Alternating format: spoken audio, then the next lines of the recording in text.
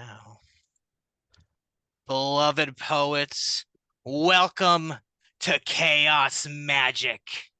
As usual, I'll give a few ground rules here. 3 to 5 minute sets. We ask but do not require that you bring one original and one cover piece.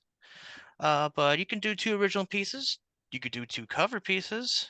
We will love whatever magic and chaos you bring here. Of course, no racism, no sexism, no bullshit. Keep it all about the love. Love is the law, love under will. And with that said, we're going to get things started. Let me just refer back to my list. As mentioned earlier, I have posted the list in the meeting chat, so please refer to that as we go along. It will be edited and reposted as we go along. With that said, we have Paul Skiff on deck, but stepping up to the plate at this time, please give it up for Richard Spizak. Unmute and take it away when you are ready. Thank you so very much, my friends. An honor to be with you as always. I have a piece, although it's about Chernobyl, it really applies to any nuclear plant. And right now, I don't know if you know, but the nuclear plant in Ukraine, Zaporizhzhia, is burning. Now, there's enough blame to go around. You start throwing missiles and bombs in areas where there's nuclear plants, things are going to go wrong.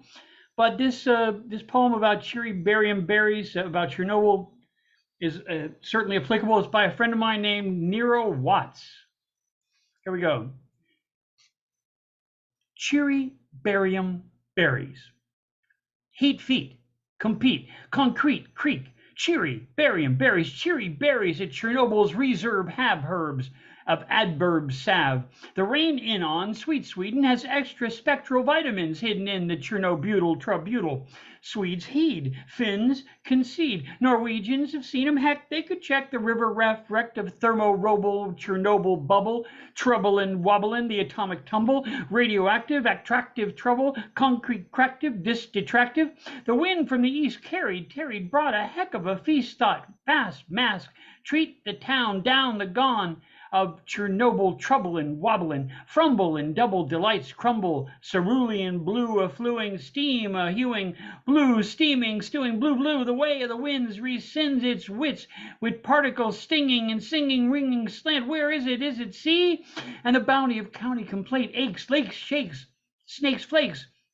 The notice novice can't count, greater and greater amounts, astounds, abounds about, the count abounds about, reflex, rejects, relay, delay, defray it, say the government, they contends to amend too recent, restate, relay.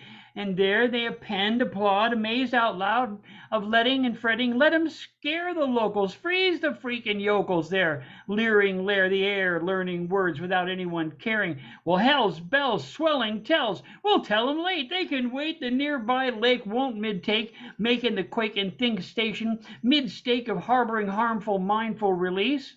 Release.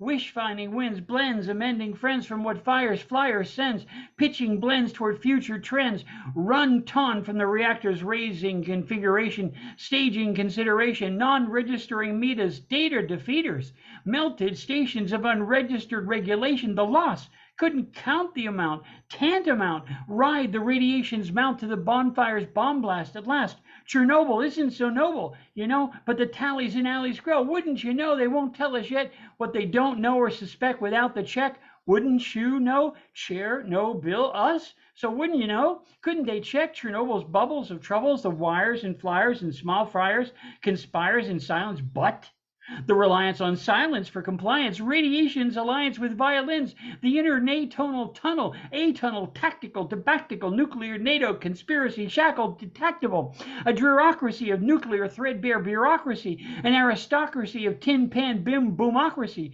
gave Alsa accounts the rosy ground, shouts, shuddering grows, flows round the planet. Can't you, ash, can we stand it? Stand and store it round the planet. Can't we, can it? Can't we, damn it? Hubbub, yub, drub of drunken, slow-clothed Soviet pondering, wandering in an hour's flowered floundering. Add the final hyeno-venal denial, reruns, returns, led them to believe that they mustn't breathe. See them, seen them, tedium, so that they gasp. They gave him fiber, liber, mask, and set them to the task of spreading the world-stretching burl, kernel curled. But didn't you hear? They let the neighbors, day labor whores, new now show. Before 4 days were gone, a bomb aglow. Our radiant, shady, and Travadian friendship with all of your whoopskis. And if you look deep into our eyes, our radiation meters can conceive, deceive, revive us, tribe us. We don't believe us here after the rafter plafter of the noble Chernobyl of the nuclear king's waving wands of radioactive interactive dust and the thrust of the dance. Give us half a chance, Shiva's glance to change into Chernobyl rainwear.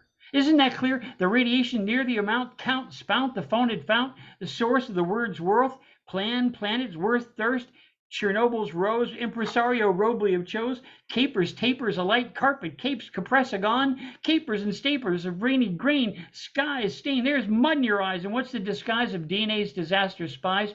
4 times higher in the pole land where they can stand the rain from the east on the papal people feast. Rain stain, they don't mind the blind bear, they don't mind, can't find the rhymes deified lines. They and are required to aspire to our greatest desire, or our taste in poor power flowers grow glower from powdered powder. Right glows blue coal at night, rose new tolls. The world of burning words plows into swords, hurling glowing gourds near fatal fjords. Jokes spoke of Chicken Kiev and Gregor Melendev. Thank you, my friends. Thank you very much. Chernobyl, the cheery barium berries. Let's hope that's not the news from Zavernista. Thank you. Wow, everybody unmute. Please give it Let's up for Richard go. Spacek. So that's how we started. That Okay. stamina was Happy Monday. awesome. All right. All right. You have a wonderful set of lungs on you, my good sir. Wow, you just kept on going. You got Energizer lungs, dude. Like, I was impressed with the pace you were going with that and the way they were just hitting us with those lines. Oh man, if if you were to personify that, it was like the Ultimate Warrior in the late 80s and the early 90s in the wrestling ring, just going into town and not like in this case you weren't getting blown up. You just kept on going. You were awesome. Everybody at this time. One more time, give it up for Richard Spacek. Thank you, my friends. Well, Richard. They had a lot of charisma in it, like Dre was describing. Thank you for spotting that. It had like a personality to it that just, I don't know, it was just snowballing to something bigger as it kept going. And I was like, damn, he keeps on going. Damn, good. I like that shit. And from hearing it, everybody's digging it too. Awesome shit. Anyway, we're gonna keep this shindig rolling. On deck, we got Coral Rides, but stepping up to the plate now. We got the Jedi Master himself, Paul Skiff. Take it away when you are ready, my. Okay, a couple of short covers. Let me get the right one up in front of me. Hold on. It'll take longer to get the poem up in front of me than to read the poem. Is this right? Okay.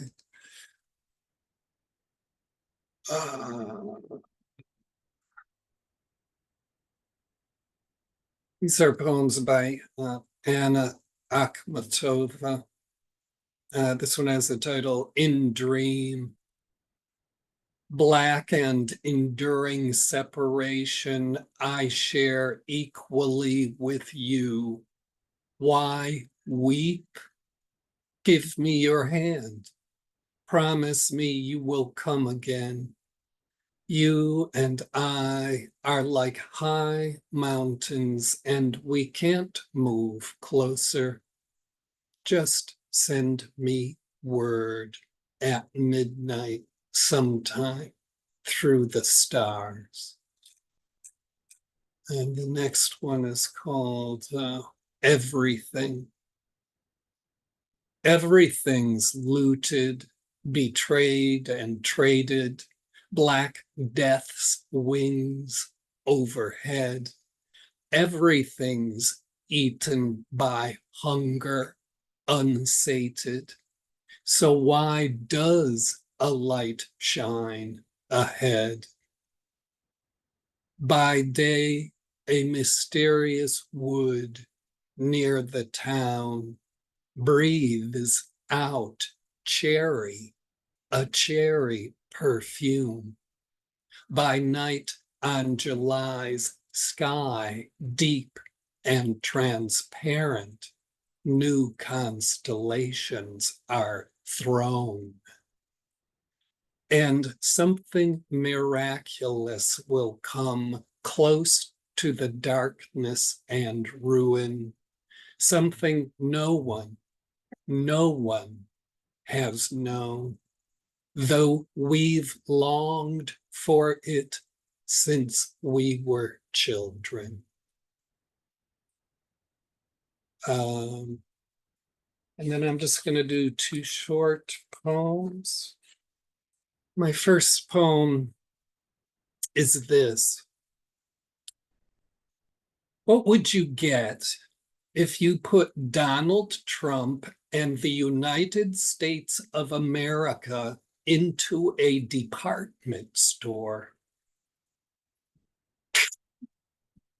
Victor, Victor, Victor, clean up, pussy grab in the democracy aisle.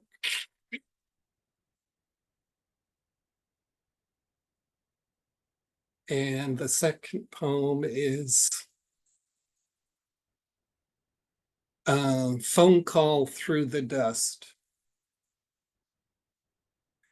Dream bursts into morning, I, flying flames of muscle, startled up to the roof there, a long sideways beam of smoke perpendicular to heaven, eyes born from one side of perfect blue sky to the other. Day is underlined by calamity. My brother sought in this moment with a phone call placed improbably to high edge of his hip bone, balance grabbed by intrepid blood. We share universe, now a fractured floor.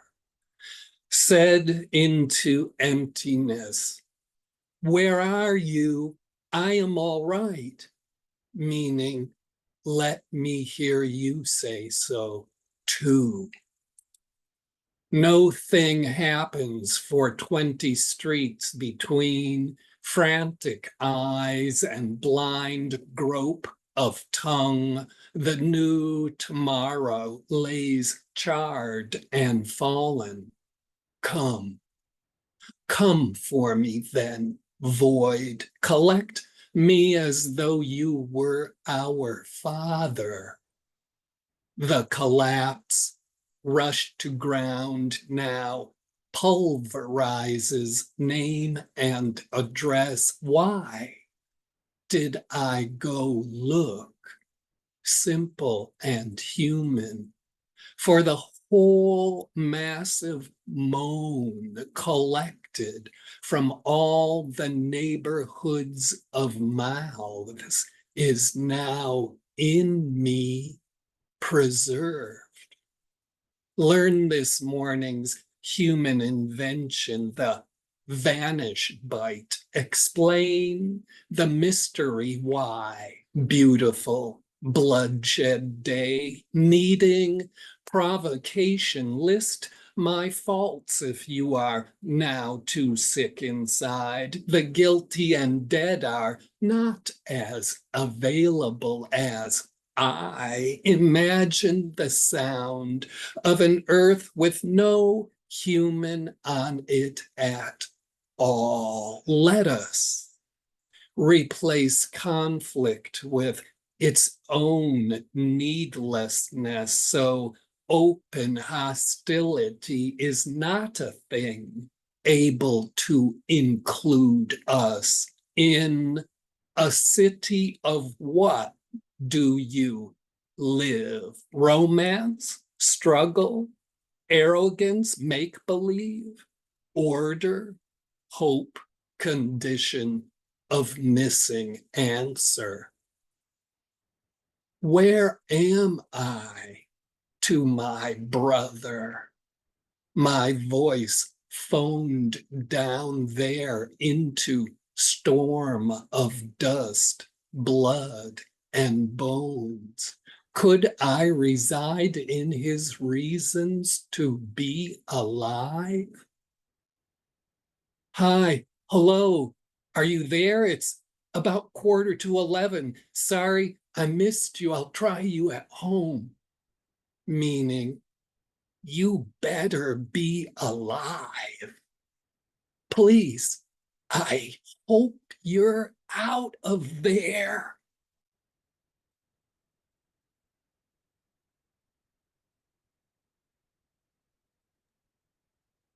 Damn right. I love you, man. Everybody give it up for Paul Skiff at this time. Yeah. So happy I caught that. So blessed I caught that. The skip verse is always the skip verse.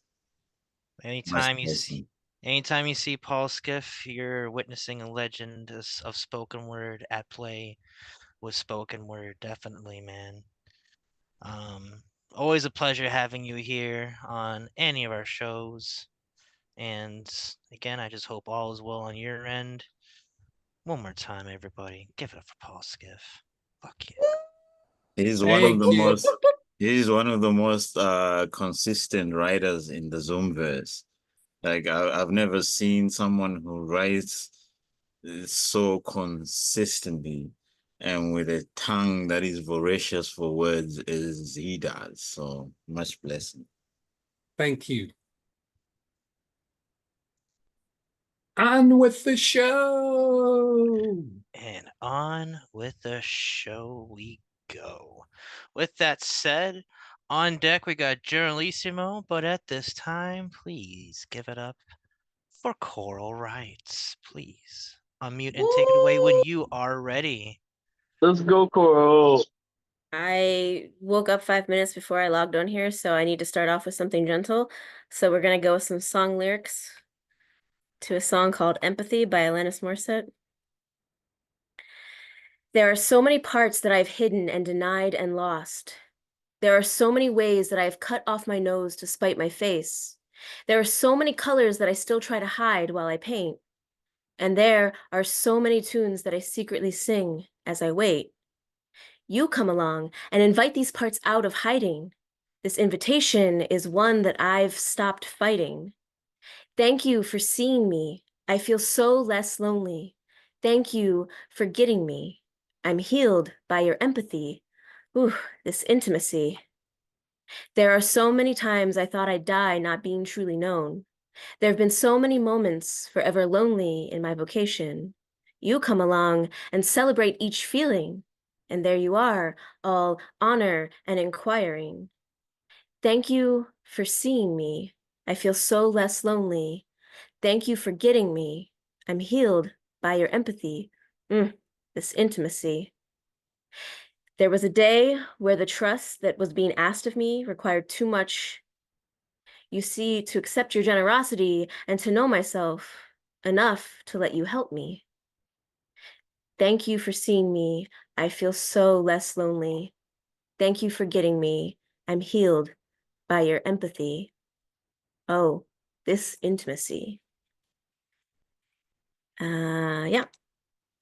And now that I'm awake, I can be a little bit more fiery, hopefully, maybe. All right. This is my poem called Whose Prison Is It Anyway? I tell people I'm non-binary because the way their perception of me infiltrates their assumptions about me, dictating how they interact with me, frankly, it fucks me up.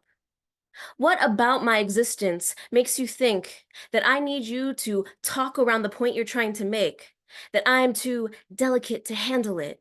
Instead, tell it to me like a man so my neurodivergent ass can actually understand. What about the way I carry myself makes you think I want your lust to be your first message to me? What makes you think I want to carry your baby, anyone's baby? Why is that the marker you choose for my success? For my worthiness? For my level of compliance? Or is it merely just the bookmark you placed, easy to recall, but not the whole story? I can't even remember to brush my teeth some days because I'm too immersed in birthing compassionate systems to replace the weakening systems that were designed to oppress us. You know, the same systems you're trying to press up against me right now. I am a giver and I am a receiver.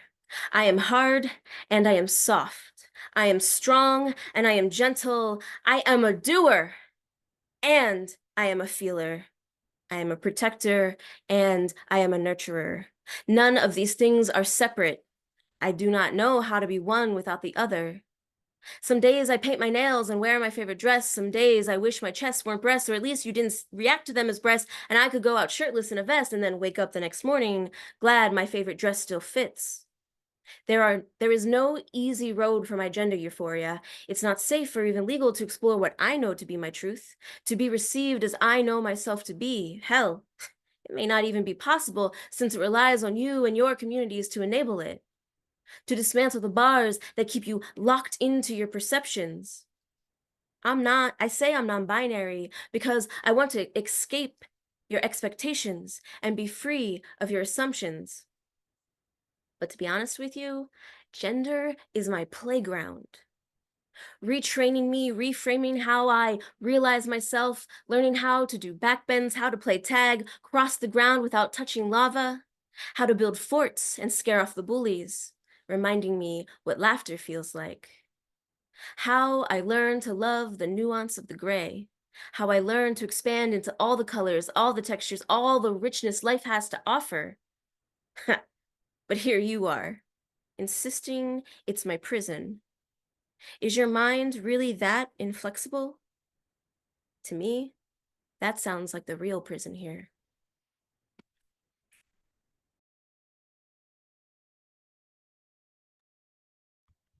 Wow. God damn. Everybody at this time, unmute. Show some love for Coral Rights.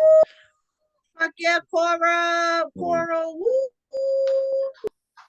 Yeah, I like the fire quotient in that. And thanks for all those insights too. That was really kind of touching to hear, but uh, also kind of, affirming about freedom to be, Mm. I think like most of the idea around civility and civil rights is still stuck in the 60s. To be honest, me coming from Africa, there are certain things I've had to unlearn, over the years. Um, but not because Africa is backward, but because Africa is still learning as well as the rest of the world. So I think that like affirming of rights in every spectrum of possibility is the greatest eye that freedom sees through, So to give us an insight through your experience of what, like you say, gender is your playground. That's a very great affirming statement there. And then to describe exactly what you do in that playground, and so we can watch it, and then we can stand back and like watch our own dealings with our often very skewed responses. So thank you for that. wow, I've some conto, the greatest eye through which freedom sees. That, what an observation. You said the thing about unlearning, and I don't want to draw this out too long, but there's a real undocumented, really cultural tradition in this society about unlearning. And in the 1960s, people talked about it all the time. And learning to be liberated was a big process of unlearning about you know, how you've been socialized with all these attitudes and outlooks. And to be free, you have to unlearn that. And I guess underneath it, that's kind of the theme in Coral's poem, really. She's asserting her liberty to be. And that shows a kind of before the fact, all this unlearning and refusal to internalize the stuff.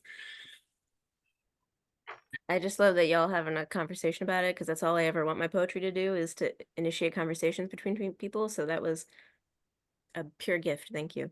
Wow, it worked. Very effective. Keep it up. I hope you keep it up. What can I say? Their poetry is pretty dope. And with that said, one more time, give it up for Coral Rights.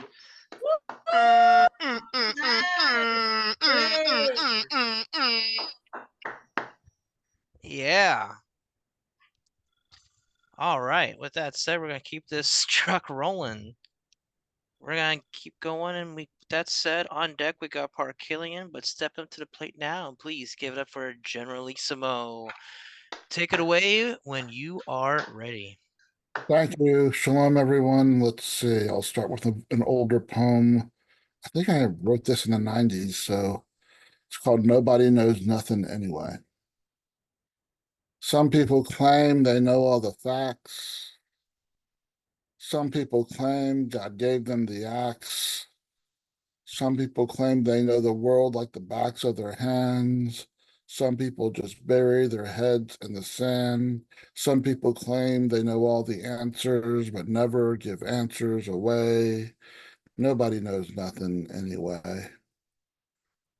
Some people won't kiss unless they can kiss and tell. Some people worry they'll end up in hell. Some people got pushed off cliffs and some fell. Some spent many a night in seedy motels. Some people don't like their lives, so they sell their souls away. Nobody knows nothing anyway. Some people live, sleep, and eat in the streets. Some people do whatever they please. Some people eat lobster and beluga caviar. Some people just ride round in their Mercedes-Benz cars. Some people serve other people food from sterling silver trays. Nobody knows nothing anyway. Some people always wanted to be class clowns. Some people lost the desire to clown around. Through Jesus, Elvis, or Buddha, some people get found. Some people scream loudest without making a sound. Some people run round and round in circles every single day. Nobody knows nothing anyway. Some people live life for yesterday. Some people live life all work and no play. Some people live life like tomorrow is the end. Some people live life in a world of pretend. Some people like life the way it is, or so they say. Nobody knows nothing anyway. And I have two newer poems. The first is titled an unnecessary or an either necessary or unnecessary haiku stating the obvious. Starbucks never fails to disappoint me when I order their baked goods. And then I have this piece that I wrote in a local workshop titled inadvertently, by the way, it's one single sentence. Inadvertently cultivating sweet sustenance.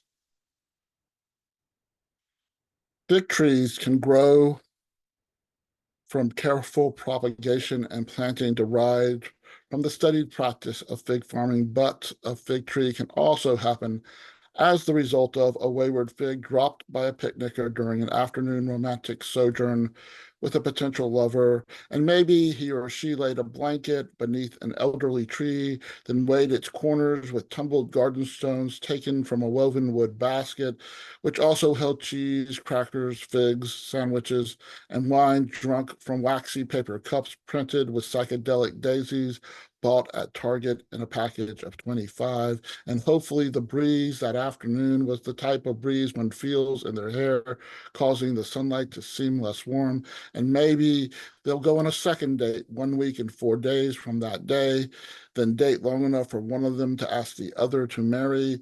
And on the first anniversary of the wedding, the recipient of the picnic will pack a picnic and take the spouse to the original picnic site, where they'll notice a small fig tree that, unbeknownst to them, was the result of their previous picnic. Thank you. Right on, right on. Everybody at this time, give it up for Generalissimo.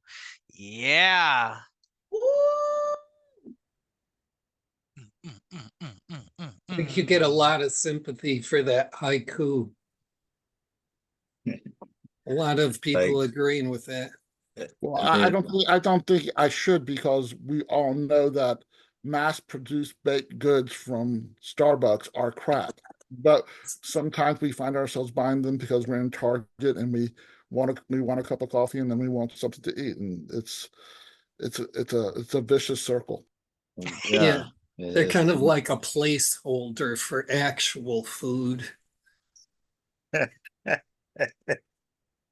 By the way, I walked past Sammy's last night and thought about you. Was it open? Was it Yeah, and it's kind of hard to, I mean, you could walk right past it because it has a very small front to the store. well, it's in a basement space, right? That's what it appears. Yeah, I haven't been in, but Yeah. yeah.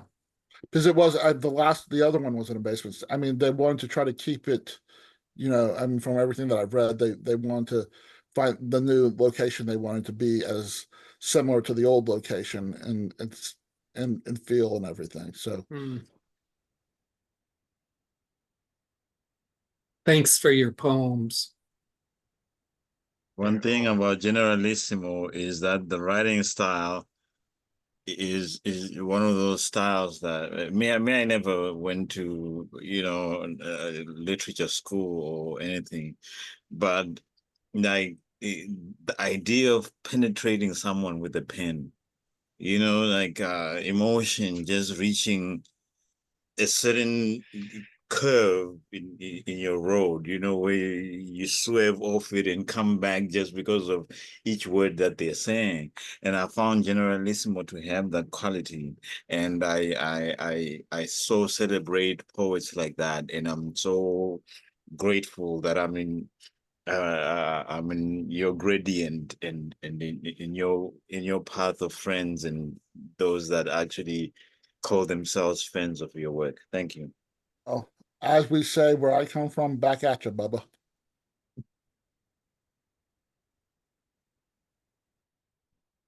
If there are no more bits of feedback at this time, one more time, give it up for Generalissimo. Hell yeah. Always a fan of hearing you. That said, we're gonna keep this shindig rolling. On deck, we got Sidekick, but stepping up to the plate now. Please give that for Parkalian. Unmute. Take it away when you are ready. All right. Thank you, Jay, and everyone here. Great to hear everyone tonight. Thought I'd start with an older poem now. Some of you know I had several eye surgeries recently. First two to get cataracts out, which has helped a little bit, but I still have some issues that are mentioned in this poem due to my detached retina, which hasn't completely healed and probably never will. But this is called Waterfall Visions. Gathering galaxies float by my view, showing the heavens inverted in hue, wandering pathways that cover the sky, shifting my sights through a humorous eye. As vehicles manifest out of the mist, their multifaceted lights insist on spraying floral fractals around, like distal discs of scintillant sound, with filters scattered across either eye and fissions of waterfalls rippling by, like curving trails of rising steam or wavering borders as in a dream. Sometimes in the glow of the darkening sky, I feel more blessed than hindered by these swirling patterns and colored screens and cataracts that cause these scenes. Thank you. And then this is a cover. As usual, I said, let's go look up something I don't know about poetry. And I found a poem called The Cataract of the Door by Robert Southey, who was a lesser known contemporary, apparently, of Wordsworth and Byron. Byron didn't like him very much, apparently, but this is reminding me a bit of Richard's poem. This is part 3 of The Cataract of the Door. The cataract strong then plunges along, striking and raging as if a war raging, its caverns and rocks among. Rising and leaping, sinking and creeping, swelling and sweeping, showering and springing, flying and flinging, writhing and ringing, eddying and whisking, spouting and frisking, turning and twisting, around and around with endless rebound, smiting and fighting, a sight to delight in. Confounding, astounding, dizzying, and deafening the ear with its amazing sound. And that was written in 1820.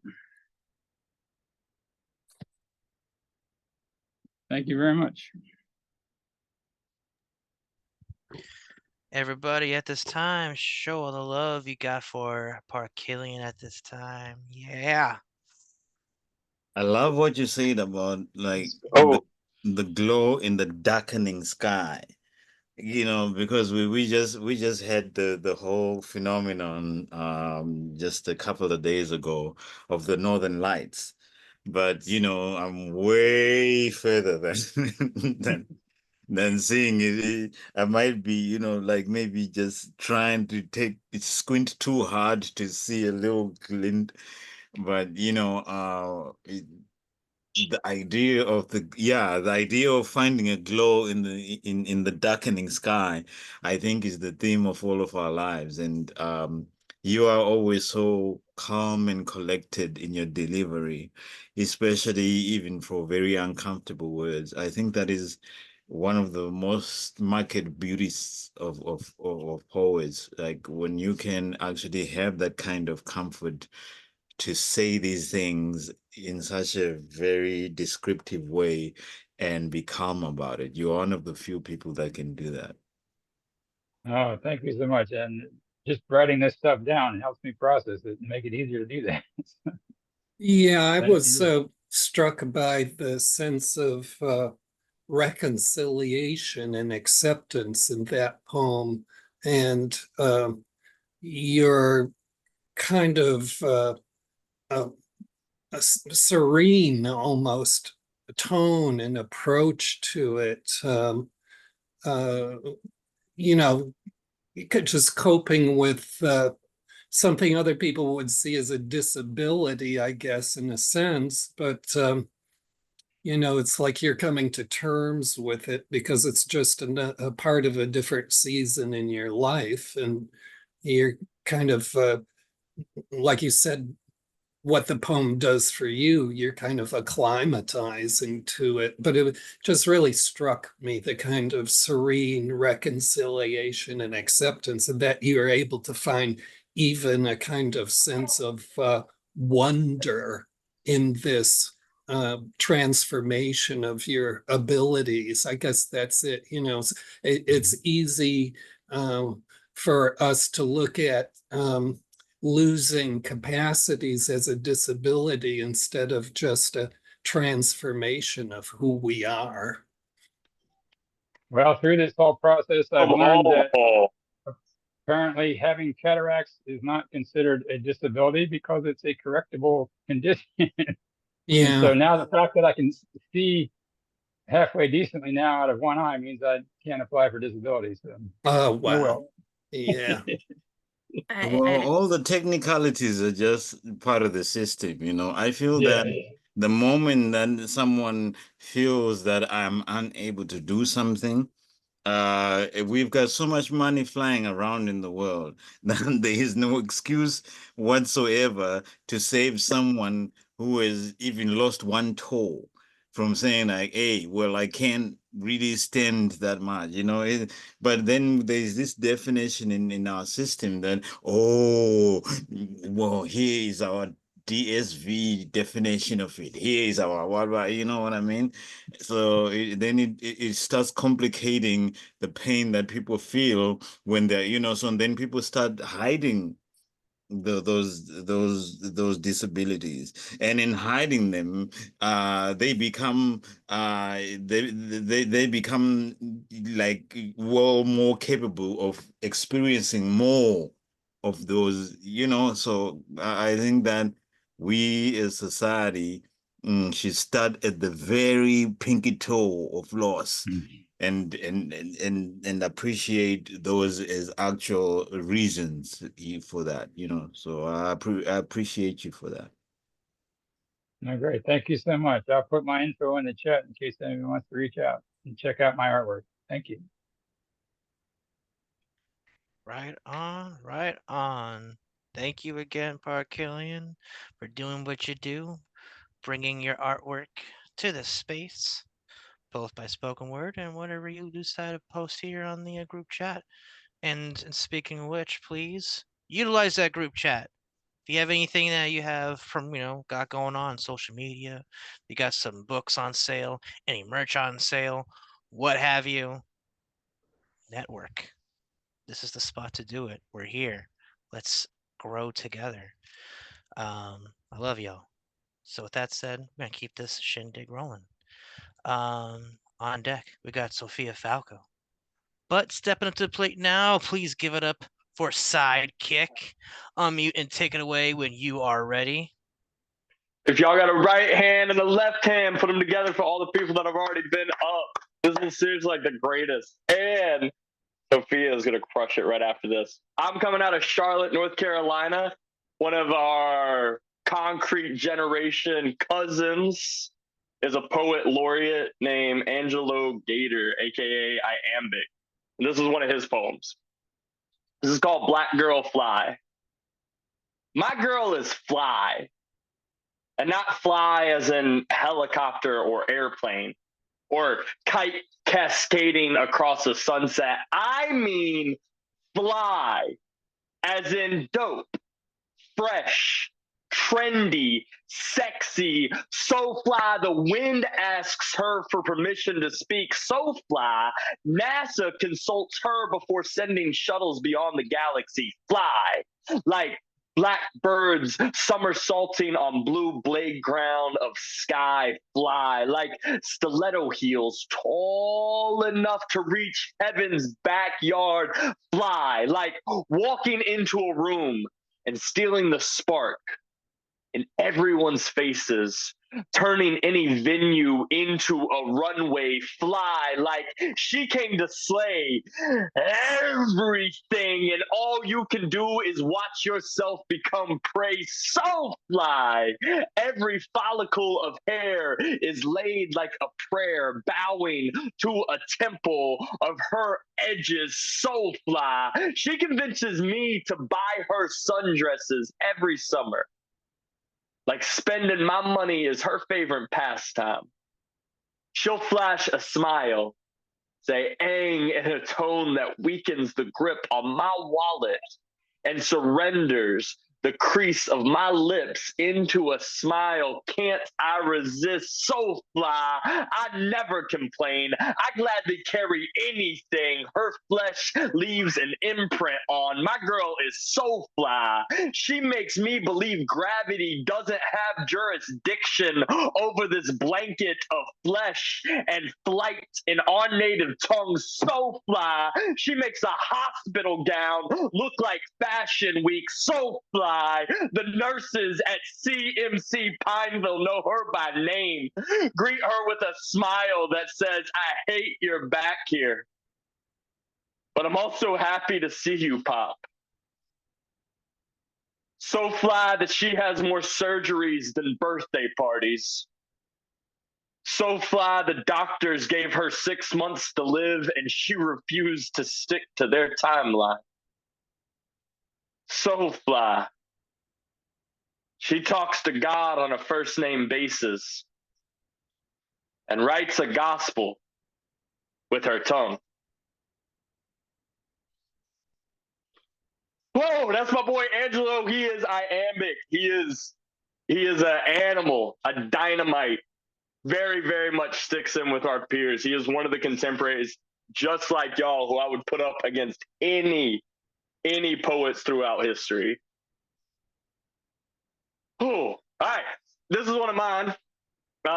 This is called Burning the Mona Lisa.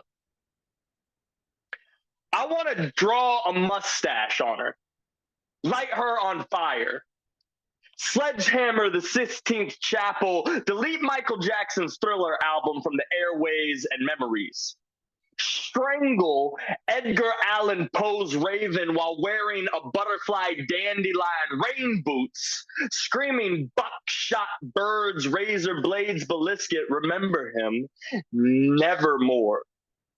4 score, forget 7 scores and 8 symphonies ago. Don't just cut the legs off the piano.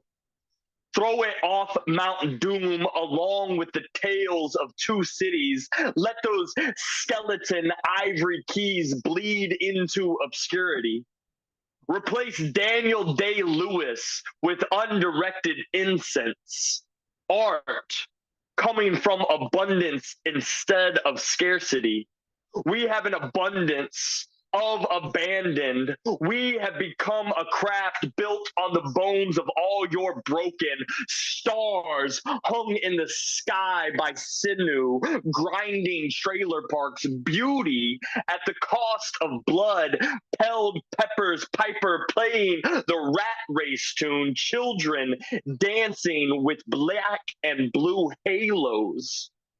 Who knew the cost would be so high? Kurt Cobain high, snorting pixie dust. Cocaine can show you how to fly without needing them happy thoughts. But who needs cocaine when we've got codependency and all my fault lines? They tried to make me go to rehab, and I said, no, no, no.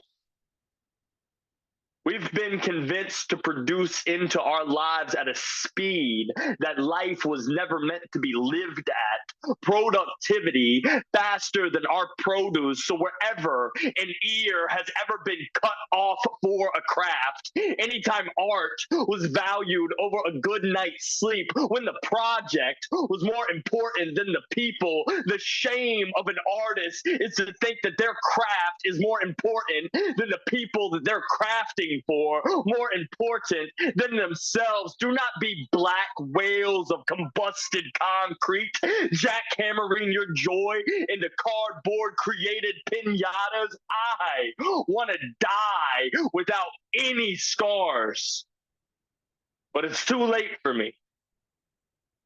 It might not be for her, for our children. I want to return my body and soul in better condition than I found them in. My prayer for you is that you learn to enjoy your body, mind, and spirit in the same way that you enjoy a sunset, waterfall, or elegant elephant with pure delight and no ego. May you have an abundance of children and time. Poem. Oh man. I love this show. Everybody give it up for Psychic at this time. I would love you to introduce Fire. us to your friend, right? But the very fact that you know such a friend and that the kind of intricately woven scripts you have and the way that they're expressed and the way that they actually do reach such depths of volcanoes and it wrapped in such magnificent ways, man. Sidekick, man. Gotta tell you, bro. Yeah, man. Like The you are something. Like I'm so enamored in such explosions, you know. Like I truly, truly, truly treasure such explosions because they make me sleep good at night. So, That's a mirror, baby. That's a you mirror. are, you are That's for a real, for mirror. real. Much love, fam. One love. I Please love you, bro. share all details so that we can conveniently follow Sidekick every time we wake up at 3 a.m. and feel like, we gotta have a short and dose of that. Oh, shit. it takes a crazy talent to be able to cover someone's piece and just be able to like fucking own it. Um, that delivery throughout that piece was just so like fluid to the piece. Like it just meshed so goddamn well. And uh that was a great selection. And the way to put over one of the dudes for real. And I just that was just it's just also it's just a really nice surprise to see you in the space. It's been a little while, and it's always a pleasure to see you here. Because Eh. I know every time you're gonna be around, you're gonna bring some dope shit. And with that said, if no one else has anything to say, give it up one more time for Sidekick. That's y'all. That's y'all. That's y'all. Yeah, Blaze. I was struck by the delivery on the second piece. You um, have this way of speaking with the whole room, like you're using that space of the room almost as a resonator for your voice, and it is a particular way to achieve projection without overselling it, so I just found that very, very effective, the way you convey that. It gets into this thing I'm always on about the spoken word being a very physical thing. You use your whole body to speak. It's not just your mouth, your lips, your tongue, your lungs. It's a very physical thing. And that is what affects people so strongly. Be talking with your toes. Exactly. And I'm gonna just bring this fun little perspective as someone who used to wrestle. Backstage promos were pretty much like, you know, in a sense, slam pieces, because there is that element of physicality when they're delivering. I just think back to to the likes of the Macho Man, for instance, how he would use his body while he's delivering his pieces and use his fingers for, just to entice you a bit, Also get your eyes distracted because my ADHD ridden ass is like, holy shit, what the fuck is he on? Especially when he's talking about like running the cosmos, yeah. And you're just you're lost in the loop, definitely. And it was just kind of fun to see other people do their takes on backstage promos and being able to have that parallel into like the open mic worlds, into the slam world, and like, damn, there's not too big of a difference, except there's an element of cosplay in wrestling. You're in a character. Anyway, I'm rambling a bit. Sidekick, you are the shit, and I love poetry. Anyway, we're gonna keep this shindig rolling. On deck, we got C Santos, but stepping up to the plate now. Please give it up for Sophia Falco. Unmute and take it away when you are ready. Get him, sis. All right, thank you. I put together a few poems on a whim. One inspired to read by Sidekick. The second one titled Knowledge. So bringing that energy, but I'll read the cover and I'm taking up the 5 minutes. So knowledge will be the second one of my original. But I'm reading this really amazing book, Some of the Light, New and Selected Poems by Tim Z. Hernandez. Let's see. My hand's getting better. It's still bothering me. But anyways, it's titled Refraction Number 1. The children go with their mother for a visit. We can only ever return to our mothers for a visit, but we can never again be the child who once visited. We share physical space, but the head remains nostalgic of what we can't have, enamored with what we thought we knew, and the heart's obsession with time travel, geography, and guilt, both made of matter, the girl, the boy, the mother, a nursery rhyme. Note the wording in this note, not the wording in the not. Heal the hurting of the heart, halt the timing of the clock, rewrite the beginning we simply cannot. Tim Z. Hernandez, everybody. And so I wanted to read the original in conversation with that piece. So this is my poem, Time to Play. If time was elastic as Play-Doh, would you stretch it, compress it, or leave it in the bright yellow container? A man-made conception. Why, I wondered, was there only one clock in the mental hospital located in the main room?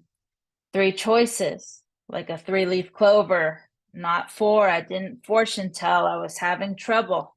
I would take out the blue Play-Doh and shake this to hear if it had a heartbeat. But no, oh so cold unless rolled around in my palms to heat this up. Ingredients, mix of water, salt, flour, almost tearful, definitely not sweet. The perception of time speeding up, slowing down, going around in circles. When the dissociation hit like a ton of bricks, no wait, I wouldn't really feel that. I was several degrees removed from myself, like how that damn oven wouldn't hit past 300 degrees Fahrenheit. My mother's old one she clings onto and keeps getting fixed. I feared, but I knew I would not end up like her. And sometimes I wonder why. Sometimes I would cry, hurt people sometimes. Time already told the distance between her and I. She had once a light blue frame painting of a yellow t-shirt on a clothesline lined with the phrase, time heals all wounds, but I didn't believe she really feels that sentiment. Thank you. The first poem. This one's knowledge. I'm inspired to read it by from Sidekick's piece. Knowledge for Vincent van Gogh. The sunflowers knew his depression even more than he knew the back of his own hands that painted them. He was probably trying to morph hope from his fraught spirit into the tangible form. 11 paintings, they knew. I know they were gently weeping when defaced by protesters, as his own hand once protested against his own being that had cut off his own ear, and the stars were a witness for that matter, dark matter. Those depressions he didn't survive while I have made it. I don't have survivor's guilt, or maybe I do, and just don't mess around with his paintings. Someone once asked me at a poetry reading, are you a painter? No, I paint with words, but now treading cautiously on these approaching syllables to be born, writing slower as the sadness becomes more real. If I could ask him just one question, it would be, where is your safe place? Thank you. To close it off, I think of time check. Yeah, thank you. So this is channeling Allen Ginsberg. So we're gonna lift up the persona, right? The speed of the poem. And it's an excerpt from If My Hands Were Birds, a poem. I saw the supposedly stable minds of these staff members marked by other individuals' traumas, but still I was doubting possibility of equilibrium in their minds, shattering the window of tolerance countless times were wounded people, but also some powerful geniuses facing such extreme emotions and have such force to break it, who has ignorantly set fire with each step, and literally them, the religious folk, blindsided by their God, having no tolerance for the LGBT plus community, who have the mentality of crash and burn, superficial slack wearing imposters and money hungry eyes imitating dollar signs. Who would you rather have on your side? People believing in the possibilities of pixies spiting mortals, or oxymorons of hateful Jesus lovers who have not simply visited this world, but who have tried to run away from visitation, like the one I know personally with those distant eyes, and I would not trade places with him. Who says stable minds are a thing? Some are drug-free but still fucked up, having done no ecstasy nor LSD, but can still write psychedelically. No magic mushrooms needed here. I'm with you in spirit, is what I wanted to hear. I'm with you in this full house, but no, I'm alone. They're with her in the backyard. The delivery man, he brought chicken wings here on demand. She who DoorDashed the family size order. I was at the door to pick up the brown bag, skin and bones and no heart. I filled with emptiness. Just a witness to laughter as I sunk further. Allen Ginsberg once wrote, "This actually happened," and I concur. Thanks for listening, everybody. Oh, thanks for spitting. Yes. Everybody give it up for Sophia Falco. Ow, ow. Woo! Hell yeah. Yeah. Spitfire. That was It's dope. late. Like I like when you say, like when you started setting up the dissociation, and then you say something about the removal from self. You know, when you start, you like you feeling yourself slowly removing yourself from yourself. You know, and then it starts becoming an actual so-called problem in the outside world. You know, I felt that. You know, I think most of these experiences, like stem true across the board. You know, and then the way you challenge how society looks at things, like the hatred that is almost covered up as this blanket that excuses religion. You know, like get from underneath that blanket. We all in the same winter. You know what I mean? So it's kind of scary when other people can judge others just for the sake that, oh, this is what my religion says. You know what I mean? I think Jesus himself should have said, shut Yeah, the I don't really like to get fuck into up. it's a religion or whatever, but it's a excerpt from my poem, this epic poem. It's a 100. Not to cut you off, sorry. No, Thanks it's for okay. It's interrupting. okay. But No, I don't no, get it's into religion or politics or of anything, course, of course, of course. But I in this open mic, I for I normally substitute Jesus. I take that out, but anyways, enough said. But yeah, but I respect people's opinions and beliefs. But Yeah, anyways, that was beautiful. That was beautiful. yeah. But in the context of the book, right? It's 100. It's one epic poem, one over 100 pages, and so the word Jesus pops up once or twice, and that's not the main focal point of the point. But you see the proof, right? It's one poem is this big, so anyways, but yeah, didn't want to offend anyone. That was not the intention. I was gonna say that poetry is thick. You could beat the shit out of somebody with that. Dude, it's one long freaking poem, man. It's an epic. So that was just the last poem I read was the excerpt. Yeah, Oh. so I'm still admiring your consistent ability. It's you're kind of involved in a self-removal of where the rest of, society wants to position you. And I hear this in your poems consistently.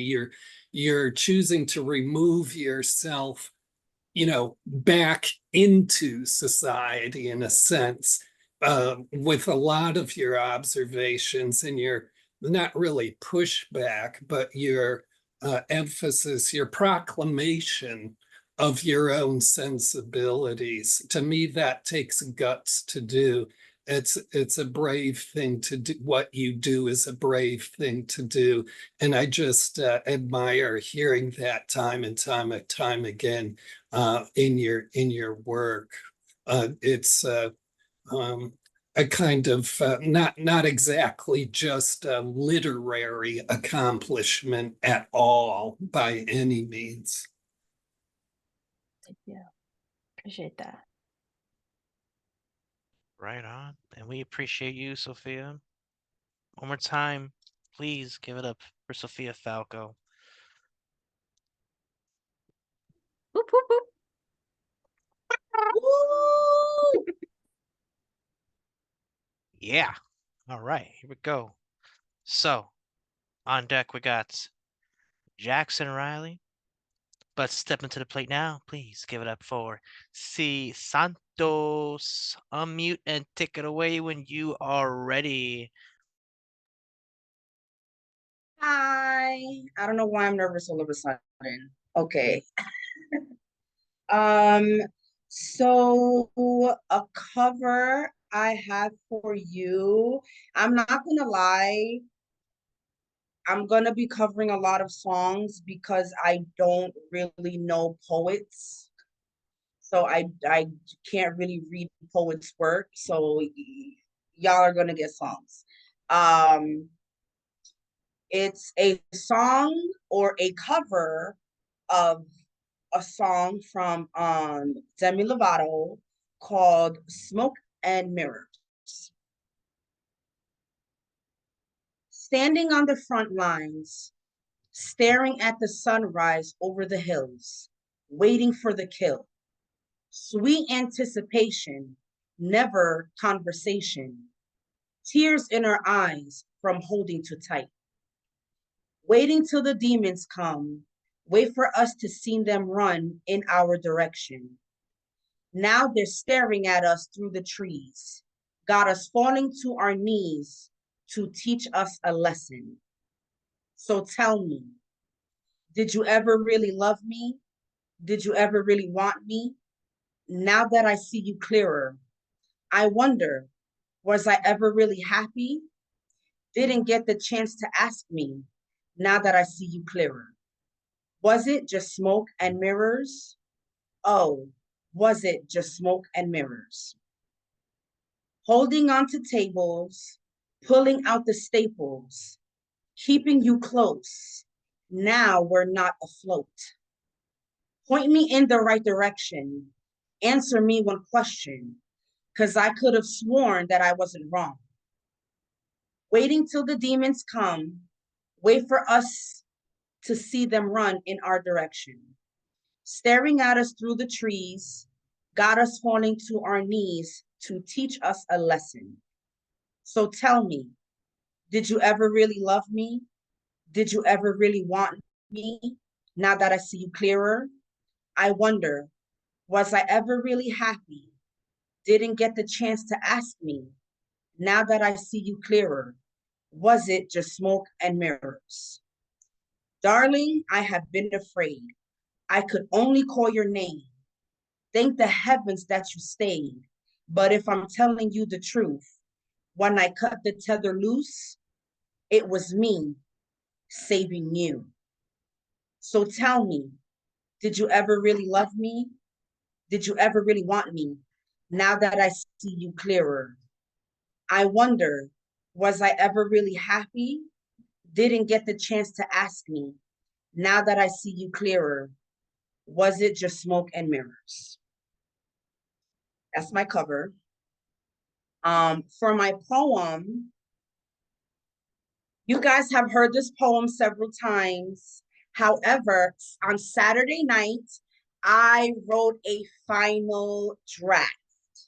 So I added some lines, I changed some stuff around. This is my first time really reading it out loud, so I do have to figure out how to re-perform it. But this poem is called Flatline. Standing at the edge, eyes closed, sad tears, the devil stares. I am a pawn in his grasp, a moth caught in a fly trap, a flickering flame in the night that's lost all sight. How did I get here? The pain is so intense. Breathe, breathe, breathe. You are worthless. A body like yours is only a burden. Your mental is a joke. Nobody cares about you. Look at them all looking past you. You do not exist. You are sick because you are fat. No one will save you, you poor stupid bitch. I tried to shake the negative thoughts away, but they still stay. A flower waiting to be picked, only to be pricked as I watch the blood drip.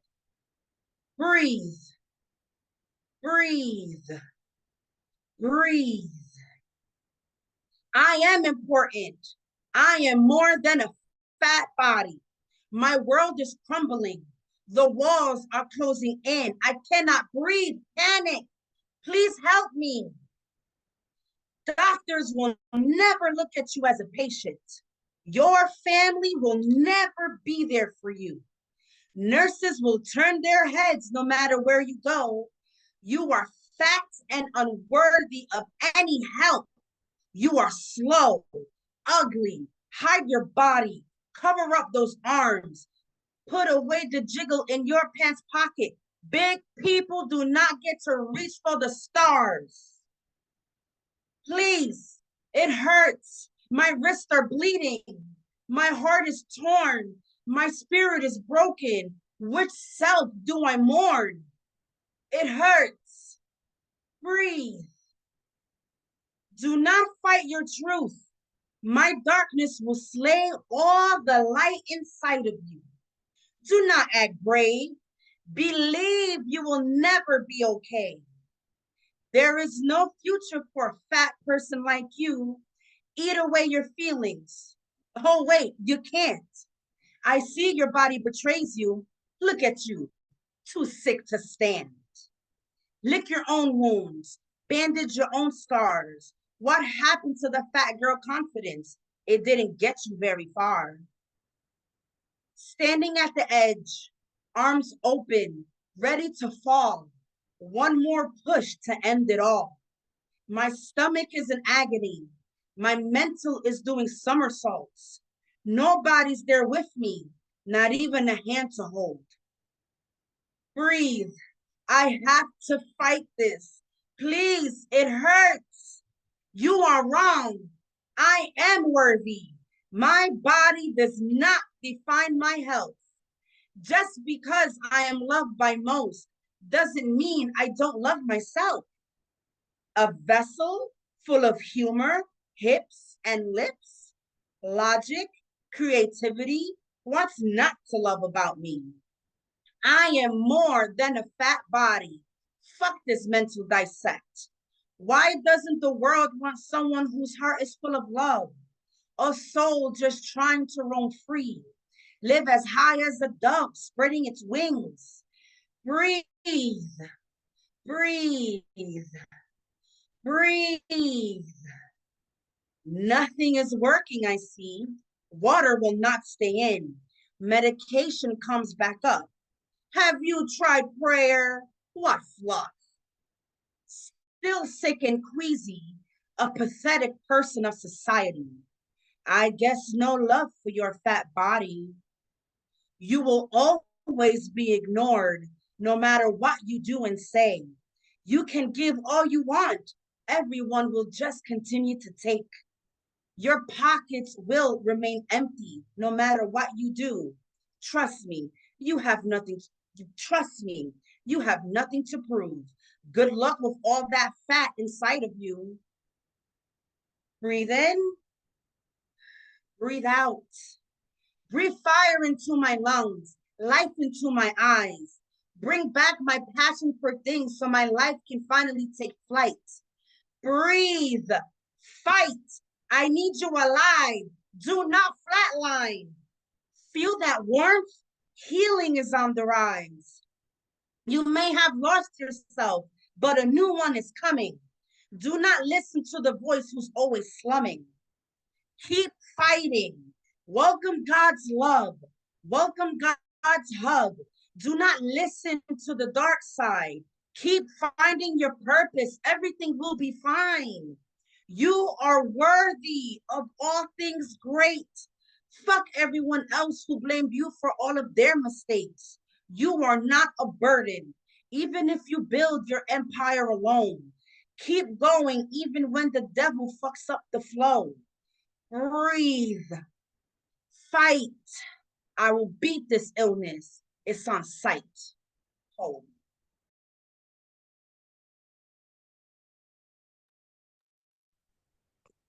Right on, right on. Everybody at this time, show some love for C. Santos. It's on site. Come On on, site. Santo. Everything on site for That's a sure. great way to have a finished version. Like that's a great way to have a finished version. Yeah. There you go, Mom. Thank you. Thank you.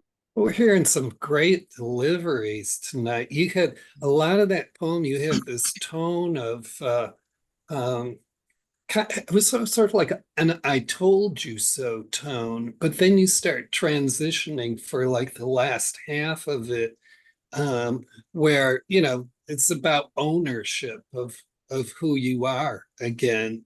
And so there's kind of a journey there, and you carry it off with just the tones you're using. I found that, captivating my attention very strongly.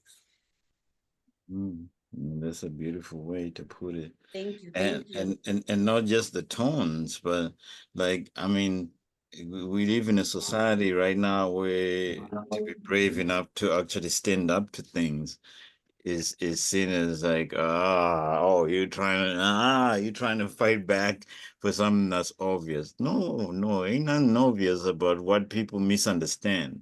So it takes so much courage to actually swim out of all of that bullshit and let it like be like that. And the fact that you edited it so much and gave us the final, I feel like one of the people like watching a Picasso, like, I finally did this. And he's like, oh, okay. You're the first ones to see it. So thank you for giving us the privilege to actually see you being vulnerable, but most of all, see you being brave. So one love.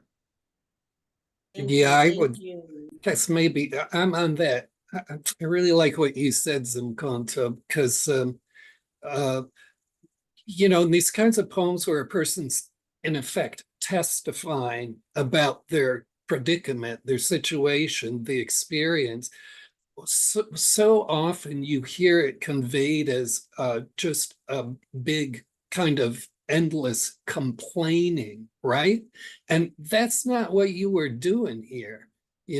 You were just testifying in this very straightforward way. It's like, these are the facts here, and as much as it was, taking to task a whole litany of things directed at you.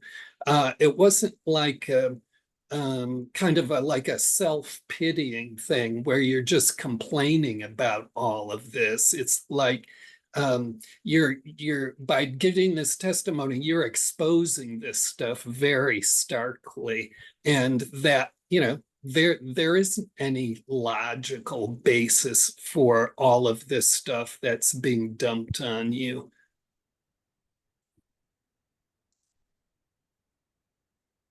Thank you. Thank you for that. Thank you. Thank you, everybody. I just want to quickly add, it's been a pleasure seeing this child of yours grow in this space, because I have seen this on the Slam Jam. I've seen this, I think, on Open Minds, and I just feel with like little bits of feedback that you've been able to receive and just construct this poem into the form that it's at right now, and it's just really cool to like see that over time. And it's just it's just a cool testimony to the community here. This is what happens when we gather and help each other out, kind of highlight some things that you weren't aware of, and kind of jog your noggin a little bit. So with that said, thank you for keep workshopping that piece, and thank you for sharing it the way it is. One more time, give it for C Santos. Woo, thank you, everybody. Thank you so much. Thank you. Thank you, Sia. Oh. And give it up for community. Yeah. All right. I'm digging this vibe right now. We are now heading down to the final four. And with that said, on deck, we got Zomgonto, but stepping up to the plate now, please give it up for Jackson Riley. Unmute and take it away when you are ready. Well, what's up, guys? I have two pieces I'm going to share. One is mine, and one is one of my favorite songs. So this first one is about a kind of a history for me of sabotaging relationships before, like imagining that there's some animus that's not there and sabotaging them before they can go poorly. And this poem is called SLAA 13. Hey, you. Are we good? Are we still good? Are you mad at me? You're usually not this quiet, and I'm finding it disquieting.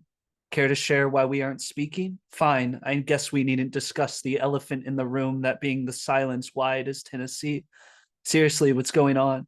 Sorry, I can't sit back and let it breathe. I need to know now. I'll even line up the tee, just take a swing. Are you scared you'll hurt my feelings? I have two words for you, then don't be. If it makes it any easier, make it funny. Comedy comes in threes.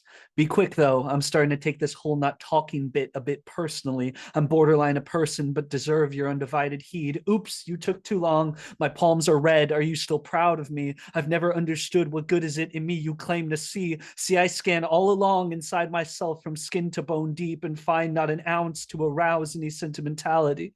Another has their foibles, their quirks, their idiosyncrasies. Me, I'm all off kilter, plain and simple, from my head to feet. Whoa, is this love? Is this what love is? Do you love me? Well, the pertinent question then becomes when. When will you tire of me? When will you find yourself too enervated by my vagaries? When will you find it all more than I'm worth and pack your things and leave? See, leafing through all my past relationships, I sense this common theme. It's only a matter of time. If not this moment, then eventually. So let's just nip this bug in the bud while we're ahead. Can we just do that, please? No need to say your piece. I'm sparing you from my company. There's no changing my mind. The call is made. For my last good deed, I'm severing all ties. Please say no more. I'll just go in peace. P.S. I really wish we'd met before I turned so ugly. Gute Nacht, Wien. I buried him so you won't have to love me. It's the first poem, I guess the only poem. This second one is a couple verses from my favorite song by my favorite artist, Kendrick Lamar. This is Mama. This feeling is unmatched. This feeling is brought to you by adrenaline and good rap, Black Pendleton, ball cap. We don't share the same synonym, fallback. Been in it before internet had new acts. Mimicking radio's nemesis made me whack. My innocence limited, the experience lacked. 10 of us with no tentative tactic that cracked the mind of a literate writer, but I did it in fact. You admitted it once I submitted it wrapped in plastic. Remember scribbling, scratching, diligent sentences backwards, visiting freestyle ciphers for your reaction. Now I can live in a stadium, pack it the fastest. Gambling Benjamin benefits, sinning in traffic, spinning women in cartwheels, linen fabric on fashion, winning in every decision. Kendrick is master that mastered it. Isn't it lovely how menaces turned attraction? Pivoting rappers, finish your fraction while writing blue magic. Thank God for rap. I would say it got me a plaque, but what's better than that? The fact it brought me back home. I know everything. I know everything. Know myself. I know morality, spirituality, good and bad health. I know fatality might haunt you. I know everything. I know Compton. I know street shit. I know shit that's conscious. I know everything. I know lawyers, advertisement, and sponsors. I know wisdom. I know bad religion. I know good karma. I know everything. I know history. I know the universe works mentally. I know the perks of bullshit isn't meant for me. I know everything. I know cars, clothes, hoes, and money. I know loyalty. I know respect. I know those that's ornery. I know everything, the highs, the lows, the groupies, the junkies. I know if I'm generous at heart, I don't need recognition. The way I'm rewarded, well, that's God's decision. I know you know that line for Compton School District. Just give it to the kids. Don't gossip how it's distributed. I know how people work. I know the price of life and knowing how much it's worth. I know what I know and I know it well not to ever forget until I realized I didn't know shit the day I came home. I met a little boy that resembled my features. Nappy afro, gap in his smile, hand-me-down sneakers bounced through the crowd. Run a number on man and woman that crossed him. Sun beaming on his beady beads, exhausted. Tossing footballs with his ashy black ankles. Breaking new laws mama passed on home training. He looked at me and said, Kidrick, you do know my language. You just forgot because of what public schools have painted. Oh, I forgot. Don't kill my vibe. That's right. You're famous. I used to watch on Channel 5. TV was taken. But never mind. You're here right now. Don't you mistake it. It's just a new trip. Take a glimpse at your family's ancestor. Make a new list of everything you thought was progress, and that was bullshit. I know your life is full of turmoil, spoiled by fantasies of who you are. I feel bad for you. I can attempt to enlighten you without frightening you. If you resist, I'll back off quick. Go catch a flight or two. But if you pick destiny over rest in peace, then be an advocate. Tell your homies especially to come back home. I've been looking for you my whole life, an appetite for the feeling I can barely describe. Where you reside, is it in a woman, is it in money or mankind? Tell me something got me losing my mind. You make me want to jump. Let's talk about love. Let's talk about love. Let's talk about love. Let's talk about I've been looking for you my whole life, an appetite for the feeling I can barely describe. Where you reside, is it in a woman, is it in money or mankind? Tell me something, think I'm losing my mind. I say, where you at from the front to the back? I'm looking for you, I react only when you react. I thought I found you back in the ghetto when I was 17 with the 38 special. Maybe you're on a dollar bill, maybe you're not real, maybe only the wealthy get to know how you feel. Maybe I'm paranoid, maybe I don't need you anyway. Don't lie to me, I'm suicidal any day. I can be your advocate, I can preach for you if you tell me what the matter is. Song. Wow, that was really cool. That was really cool. Everybody at this time, please give it up for Jackson Riley. Oh man. Jackson! I just want to quickly say I'm so glad that you decided to cover Kendrick Lamar because at work today I was asked to cover at another store and the vibe there was so chill. Like whoever was like in charge of music, they had a cool playlist and all of a sudden they not like start playing. I'm like, am I actually doing production while I'm listening to this song? Like that's fucking dope. But yeah, I'm just really appreciative that you were able to like give me some more Kendrick Lamar today. And also that first poem, I felt that. Um yeah, definitely have had those moments where I have definitely self-sabotaged. Um more than once, I admit, definitely. And I'm just really impressed at the level of vulnerability to the subject matter and how you're able to tackle it in the way that you did and made it apparent to us, just for us to be able to digest that. And I appreciate the craft that went into it, for I would imagine that's not easy. Well done. And with that said, if there's no more bits of feedback, please, one more time. I think the way you approached the idea of questioning someone, even when you know that you have a part to play in the brokenness, is what we do a lot most of the time. We like there's this agency saying, how does this other person feel right now? How are they thinking of me? Because you're constantly trying to weave quilts to cover your own guilt. So then it's like, oh, okay, how are they feeling this time? How would you know, who is it? Because everybody wants to be the hero in the situation so that they are not covered in the same wounds as the other person is, or the other person doesn't bleed their own wounds onto them, you know. So I found like the staccato in it, like the constant questioning, that was actually a real insecurity, you know, like I could relate with that because I've lived through times when I was so insecure, knowing that part of it could have been my fault, but knowing that, you know, I have enough energy in me to deflect as well as the other person has their own energy enough to deflect using certain situations within the timeline, you know? So that was beautiful to hear. And of course, choosing Kendrick Lamar, come on. I got loyalty and royalty inside my DNA. Come on now. It's Kung Fu Kenny. Thank you. I'm curious to know what you think is, you know, what is, how can I say this? What is different about the Kendrick Lamar piece without the musical tracks?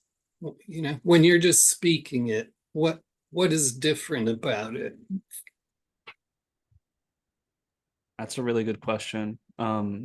That wasn't really prepped at all. I was just like kind of surfing through like a few songs that I was thinking about that I'd heard today. Um,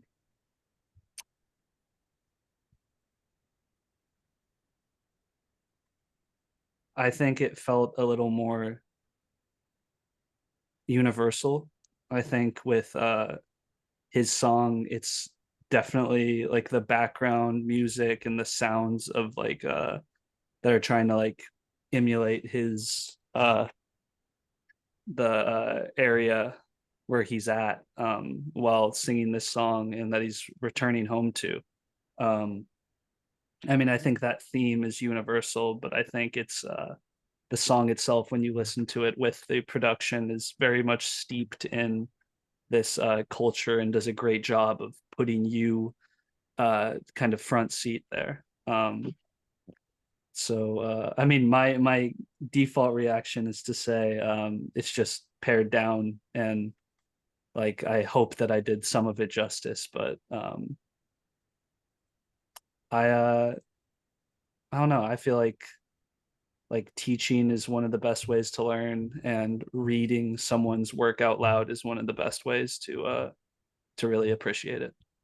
I don't know. I don't know if that answers your question, if it's a really Well, it's circuitous your way of answer, answering. and yeah, it's your Yeah. answer, and yeah, so you did. I think, you know, so much of you know, rap, hip hop is a sound act that Mhm. meant to be kind of heard and not listened to, really. And sometimes I feel like it's too bad because, you know, so much of the work, the word work, is full of intelligent humor and tricky, you know, verbal trickiness, and that you know, to me, a poem is a thing that offers a chance for contemplation. So when I hear this without music, it's like, I can finally really absorb these words, and my mind can linger on them and really feel what this guy was after when he wrote this, and every time he speaks it, you know.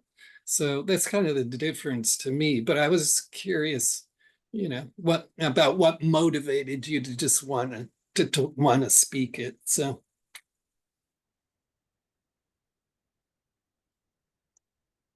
Also, I just want to just make a quick mention. Yeah, let's talk about that flow. You had a flow there going on there, Jackson, in that cover.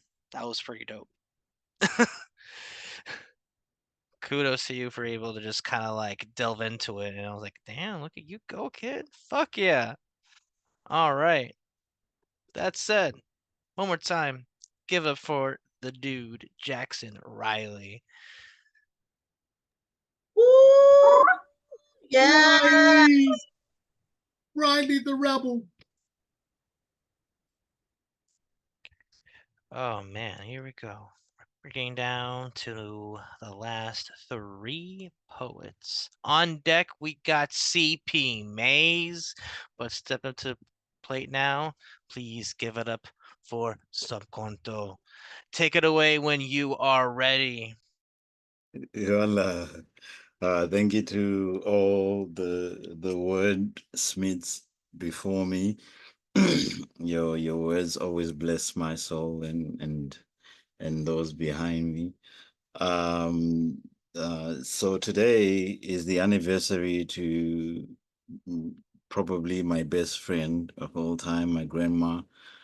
12th August, she passed last year.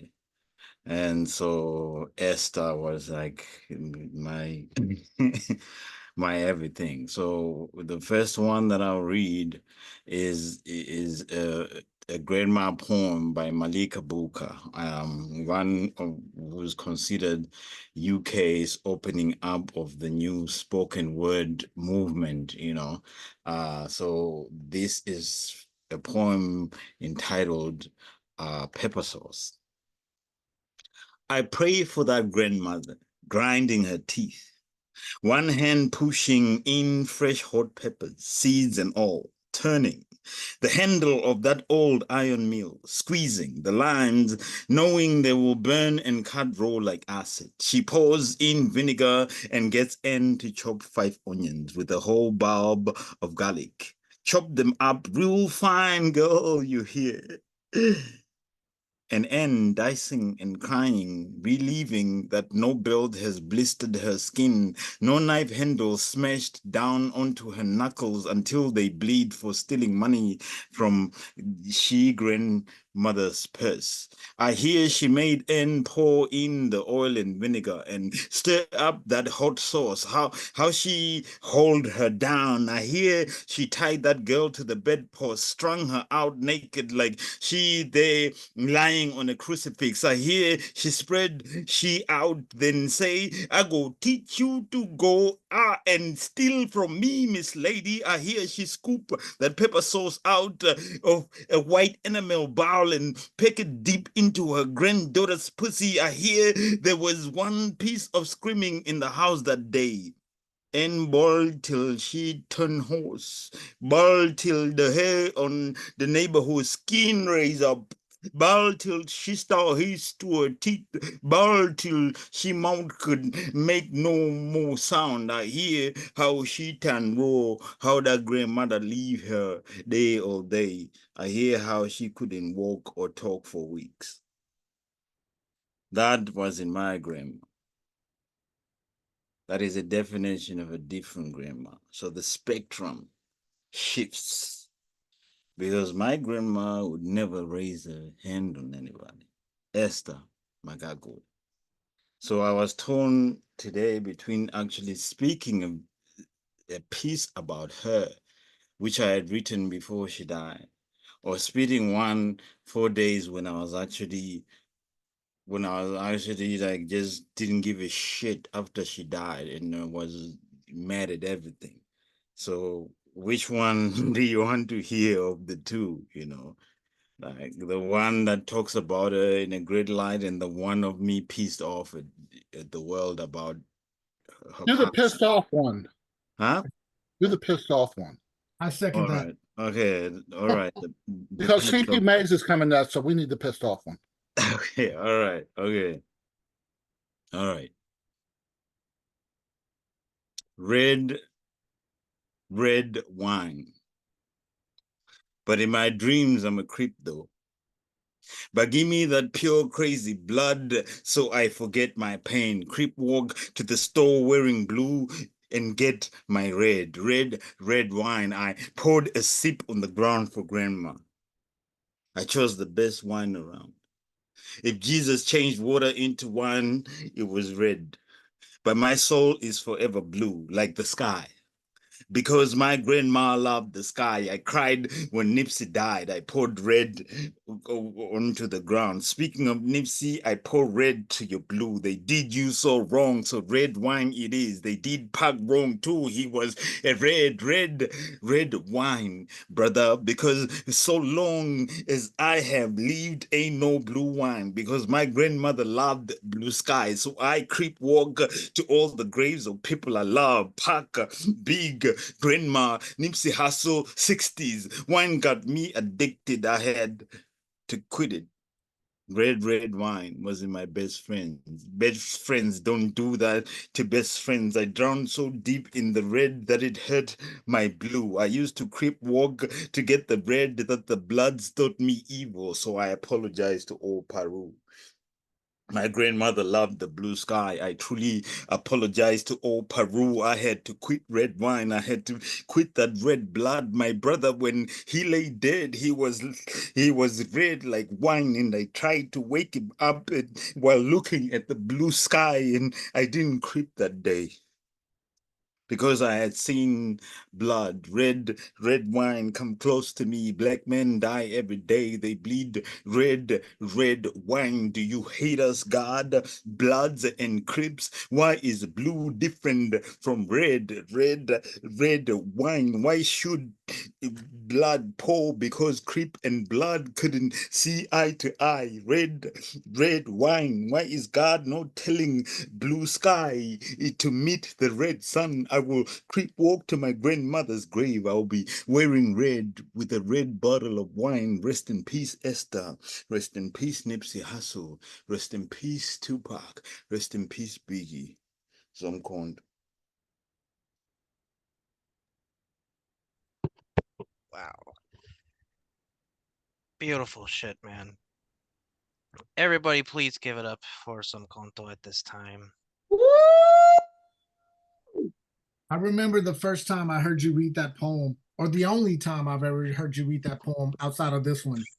And like a lot of the terminology, a lot of people won't get unless they know the culture, you know, the red blue culture, the gang culture, and all of that, and Nipsey being shot and what Nipsey was trying to do for the culture or whatever. Like, so to have that play of that red wine, that feeling of losing it all with your grandma and having it expressed that way, I felt like it was the tension and the friction that's there between the red and blue color, between the gangbangers, between the Pac and was Biggie, between the poor and the rich. Like it became this thing that just kept balancing itself out in a very ugly way. And I appreciate that, because a lot of times we get angry at the world, so much so that we want to burn everything down, but you didn't burn everything down. You just set intelligence on fire and made it respect the kindling wood. That's the urban lifestyle, and I appreciate it. If I said It was a very beautiful and touching letting go poem, some Conto, and kind of done as an allegory with, as CP was pointing out, these elements of the urban culture. And thank you. That's what I have to say. I always admire your work, and you have this inherent talent for drawing on a kind of mythic scale of things, which has an effect of making things that aren't accessible to most people more accessible. But it's also a great way to convey these kind of narrative stories, and you certainly are a master of this. So my condolences about losing grandmother, but you seem well on your way. I've never done this before, and I truly apologize for this. Can I actually say the one that I actually wanted to say? Please, just for grandma, just for tonight. And I'll never ever ask for a favor like that again. I promise. No, Dude, favor, yes. no favor to This me. is no favor. Yeah, the Okay. floor is yours, my man. Please. Okay, thank you. This was written when she was actually still alive. Okay. If you wish to know about my grandmother, She is a grand piano whose keys accompany sopranos of angels, from the tips of their lips into the most sacred chambers of heaven. The rhythm carried to the tune of her feet rising and falling. A tune carried across the sky like a bridal train, whispering incantations of her tribal name, the one used by her ancestors before the world came to know her simply as Esther. I imagine her learning how to answer to it. Esther, Esther, Esther. A name she inhabits but cannot spell, which is good as well, because names are spells, and that name, which is not of her culture's own, if it carried the shame of its own ancestry, it will not get to her or bleed down to me. But I researched it to strip it of any perversions and found that in Persia, her name was Hadassah, and that Esther was a queen. So although she cannot spell it, it is by no accident that royalty is what it means. Esther. I imagine every time she closed her eyes and rehearsed it. Esther, Esther, Esther. Because naming an African child is an initiation. It is a ritual that awakens the invisible cord that remains intact after the placenta is severed and neatly pegged into a blanket and buried in the brown earth at the foot of a giant tree. That way, the child's first cry is imprisoned by that tree's roots, even if the fruit of that tree chooses to gossip about it. And in case demons of the night still it and make rainstorms out of its purity.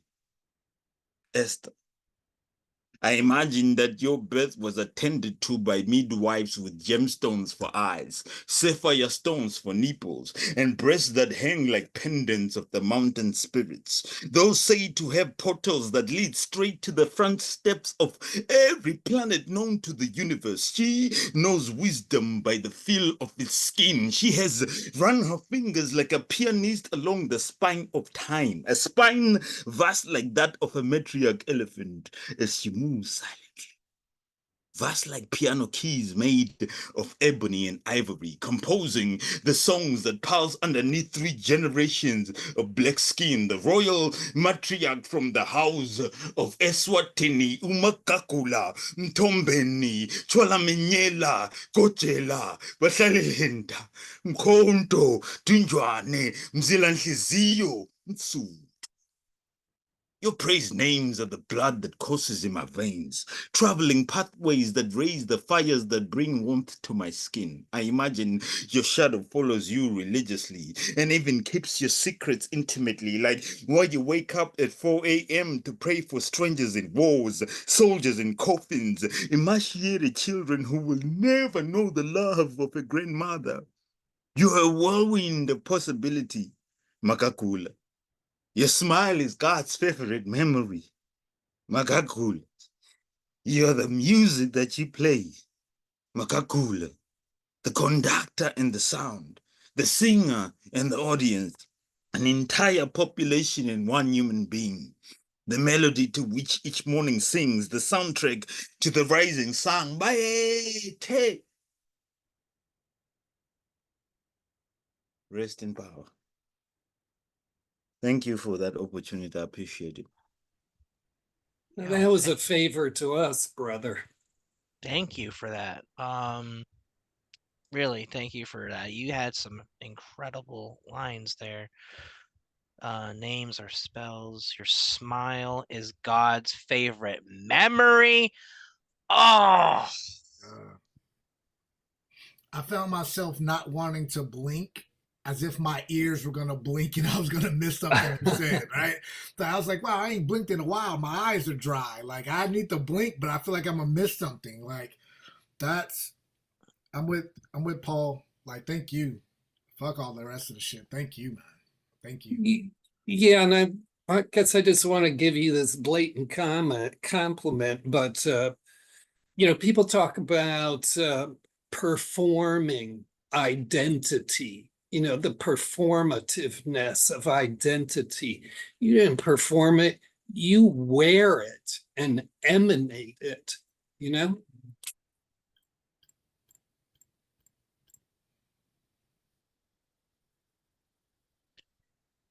You do a great honor to the craft and to Your grandma.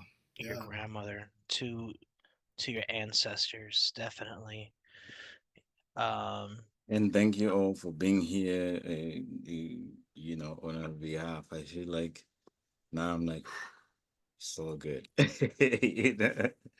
So much love and much respect. And thank you all for your poetry and the respect to her always. yeah, I could see how it's been a bit of a therapeutic process getting that out, and may this be a testament, another example of how holding space, having events like this is therapeutic, thus leading to healthier lives and possibly saving lives. So, with that said, thank you, Thomas, Open Minds. Thank you, all of you here, for sharing space and being able to get a little of yourself out there with every piece that you decide to share.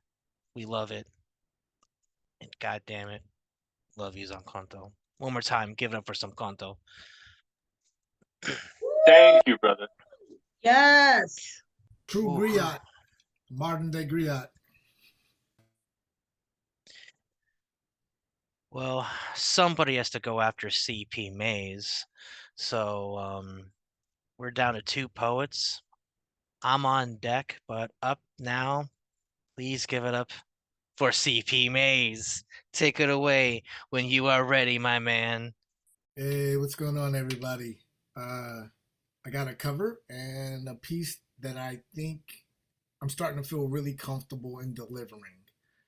The first piece, uh, amazing guy, descendant of Concrete. You know him as Sidekick. So I'm gonna cover a Sidekick poem tonight. It's called Cake. I've only read the first stanza. I typically like to feel my way through poems of people I really know. So, love you, Sidekick. Hope I don't fuck this up. It's called Cake. I was told not to write, think about, or even try to share this piece of my life. I've never been diagnosed with any mental illness unless MS, dyslexia, and ADHD count. I'm sorry for the melancholy, myopic, masturbatory. I will not apologize for tell me story. I was 29 and feeling fine. Freaking out, insecure, neurotic, emotional. I was feeling fine. Fine. Freaking out, insecure, neurotic, emotional, and then it got a little worse. And it's not a panic attack. No one who struggles with panic talks about it. It just makes it worse. I lost my business partner. Well, that's one way of saying it. You could also say, oh, wait, no, you couldn't. You can't say that he took your business, let you with nothing more than the cash, took your clients, left you with nothing more than cash, left you with the responsibility of telling the story. Responsibility.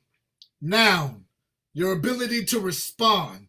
The obligation to carry forward and assign tasks to a successful conclusion. The idea that if you don't do it, no one will. See, also care, safekeeping, or scream. Step 2, it's not panic. No one is attacking. My wife had a baby. You would not be able to say they gutted her like a pig. The operating room table is the central part of any surgical suite. They offer a variety of modern features: electronic height adjustment, lateral tilt, horizontal sliding, mobile casters with C-arm access, the arms. The position of the arms in the C-section surgery is directly of the shoulders, perfectly horizontal, just horizontal. There's nothing perfect about it. They took my bride, placed her on the cross. They killed my bride with the hopes of resurrecting a mother and a baby. We sacrificed the youth of my love on the altar of wanting a family, and it worked. God forgive me, it worked. Step 4, I got injured at work, or I could say I got my brains bashed in with God's baseball bat. A 30-inch limb of white oak, 2.8 tons, crashed into the back of my head, and it's still not a panic attack. I can breathe. I can breathe. I got it. I'm still in control. I'm not in a good place. My daughter was 3 months old, and my wife had to tell the doctors to put my face back on. Turns out a new face only cost $100,000, and no insurance did not cover it. It's not a panic attack. I'm not a liar. I'm just having a good time. I'm having a good time. I got a question. What's Wonder Bread so curious about? Ed, what's Wonder Bread so curious about? Better yet, I got a question. What's the difference between Pennywise and Bozo the Clown? What are we poets consuming to put it all on the page? Is this just tragedy porn? Am I more than heartbreaking yet? Am I still wearing any cloths? Want to see a trick? The boys been bamboozled before by better brothers. Best be brilliant, bright, blinding, bounding, binding, bondage, bandage, briefly bothersome by bittersweet when brandage, bountiful, beautiful, belligerent, banter begets bullheaded brain bullets blistering. Are you not entertained? Someone say something. How can you just sit there and read this? I want to have my cake and eat it too.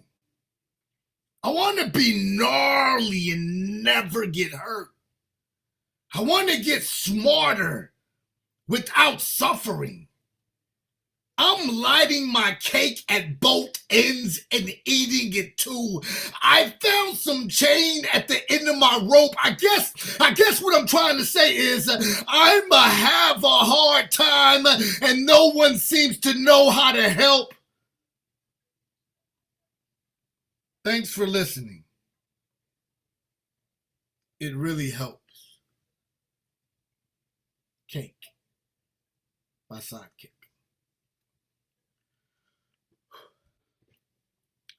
So, appreciate that, sidekick.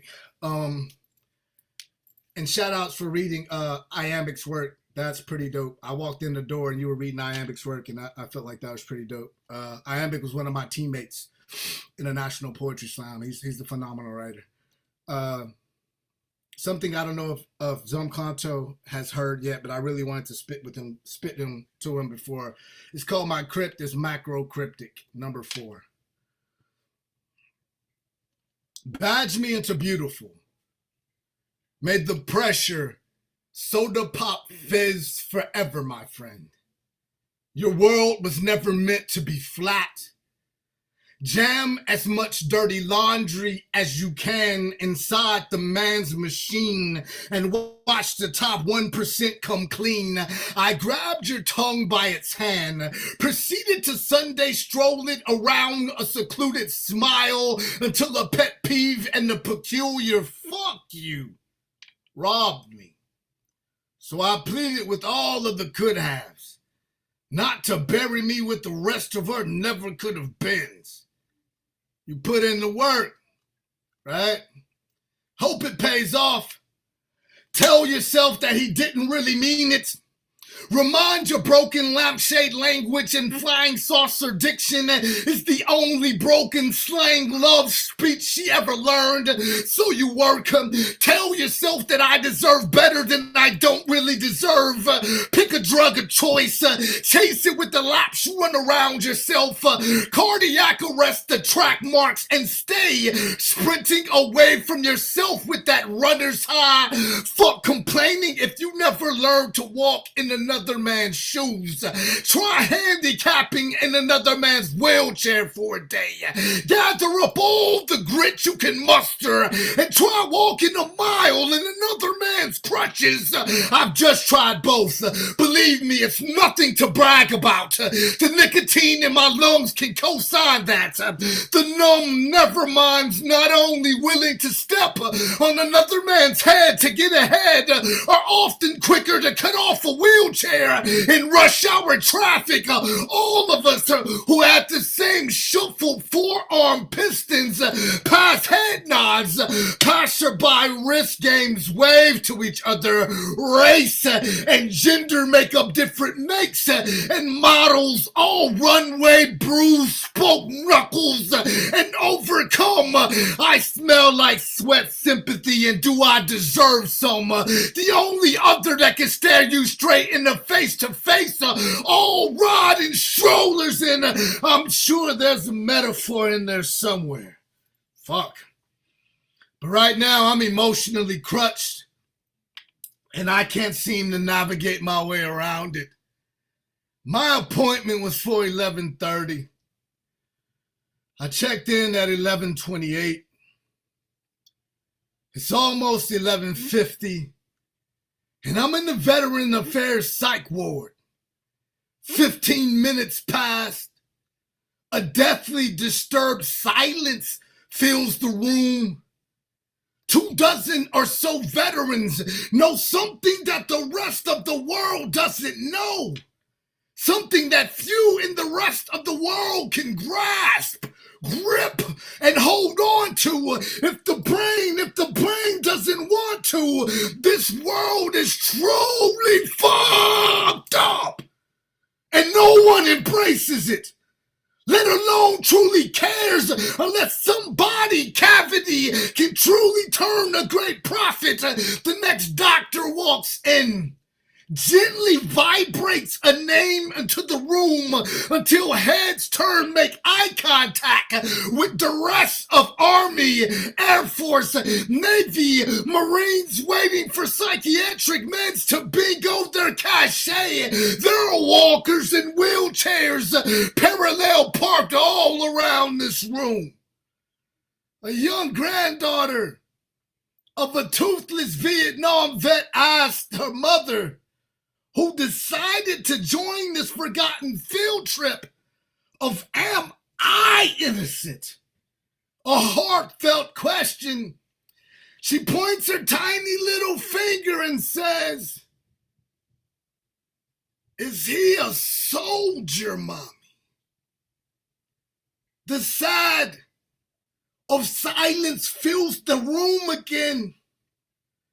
I look up from writing this and notice another down of vets have formed the line at the check-in window. It's 30 minutes past my appointment time.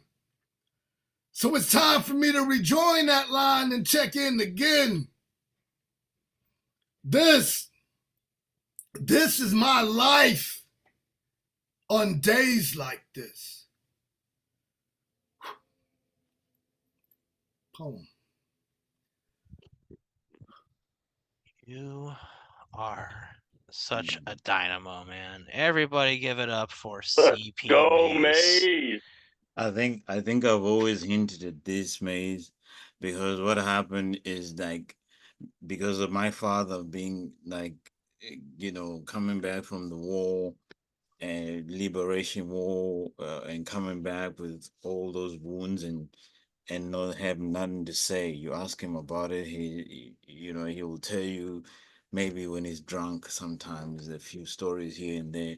I feel it a privilege, to be your close, compadre, and to know that through you I can live through those certain stories, and I can live through them with an objectivity, and that you can tell them uh, with the kind of soul that can make me say, he could easily be speaking with my about my dad right now, you know. So that kind of privilege and access that happened after so many years is what makes me love you even more each and every day. Thank you so much. That was such a beautiful piece. That was such a beautiful piece. You're like you're like sometimes I feel you wake up and just strong arm God. Anyway, one last. Yeah, I don't know. I just feel like I was having a conversation with my wife, I think yesterday or the day before yesterday. And I was like, I write poems for those who got questions, you know? Like those who got some sincere questions about some shit. Like people, hey God, I got some serious questions I need answered. And I kind of need the answer soon or I'm gonna lose all my shit. But to have someone else like make you comfortable knowing that you're not the only one with questions, and to not feel bad for having these questions or these emotions or fuck man, we're all trying to figure this life out. And those who think they have it or portray that they have it are the antichrist. You know what I'm saying? So thank you for the compliments, everybody. Like every time I read, I get showered with love, and I'm just trying to prove that I'm worthy of the people who sacrificed their lives for me to be here with every poem I write. Like I'm trying to write my way back into heaven. I think the genius in it is that like your pitch, your intensity, your immersion into the experience.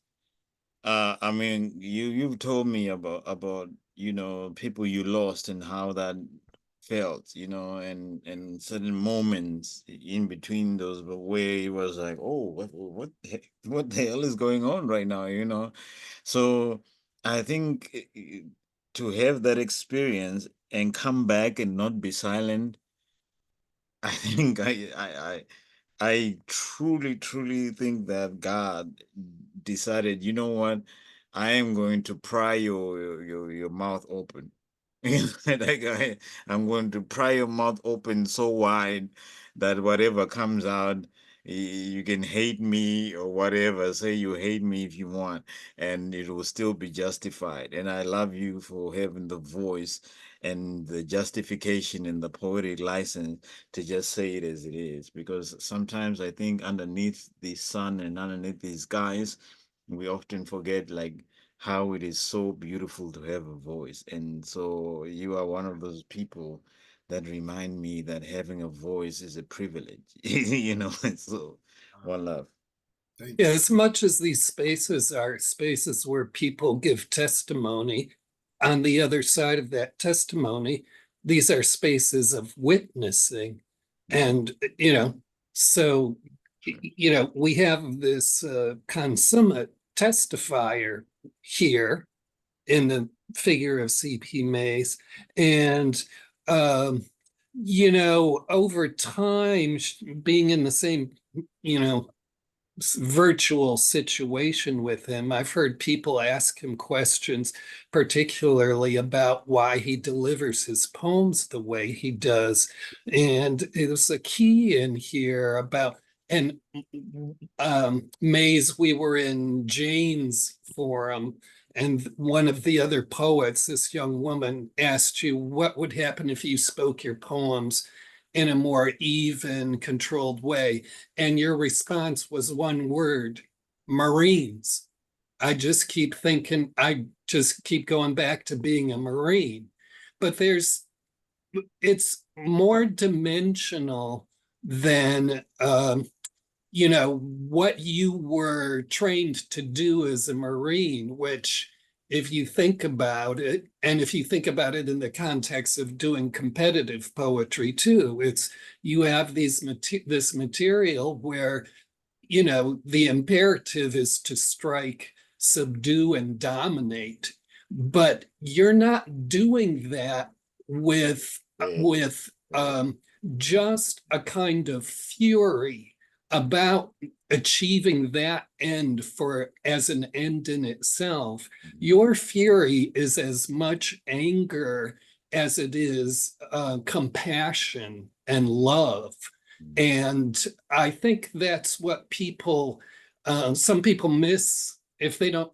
If I can see people coming away with that if they hear you once, but if they hear you more than once, 2 or 3 times, there's no mistaking about the dimensional aspect of the emotions that are loaded in your poetry and how you are compelled to deliver it the way you do to not only achieve that fury, but to achieve that compassion and that love that you give off. Thank you. Fuck. I'm tearing up. Thank you. Thank you, Skiff. It's something I've always heard, or a lot of people will ask about reading in a different or more subdued voice, right? And I find it interesting because I never ask people to read and emote more emotions, right? Right. But somehow it's okay for that to be said for spoken word artists in general. So to bring up the fact that it's hearing me more than once is more than just loud voice, that there's compassion and like, fuck, man, that's the reason I woke up today, dog. Thank you, Skiff. Yeah, it's not just an assault of sound delivered on a kind of fury and meanness. It's an assault of sound delivered with compassion and love. I identify because as long as I've been doing poetry, I will get people coming up to me and say stuff like, "Oh, so much of your materials just creates anxiety, and the content of your stuff."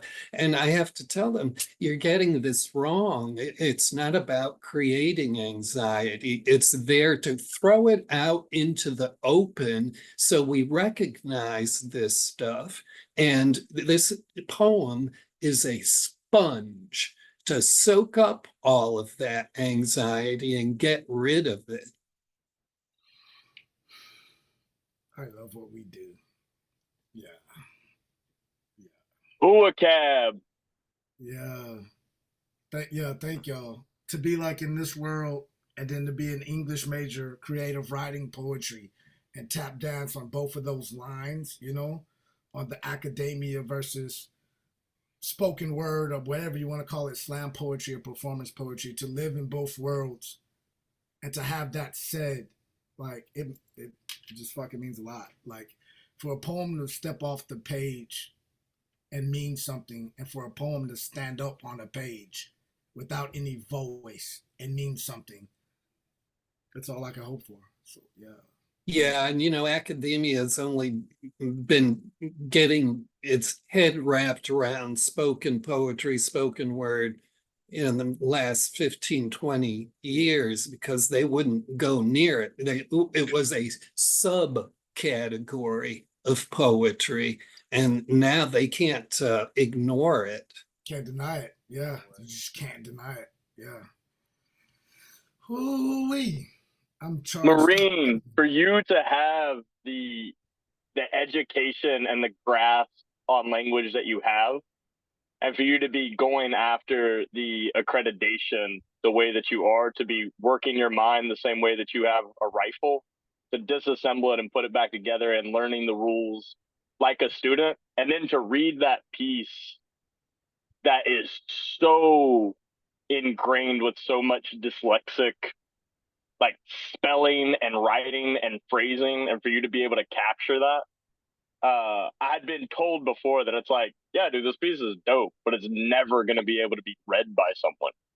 And for you to catch all that weird rhythm and odd placed words and some funky spelling, and to be able to pull it off the way that you did.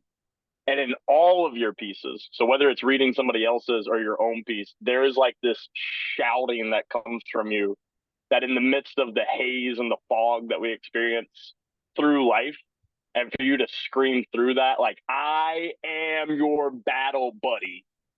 And it pushes away the fog to let us know that you've got a friend, you've got a homie, you're not alone.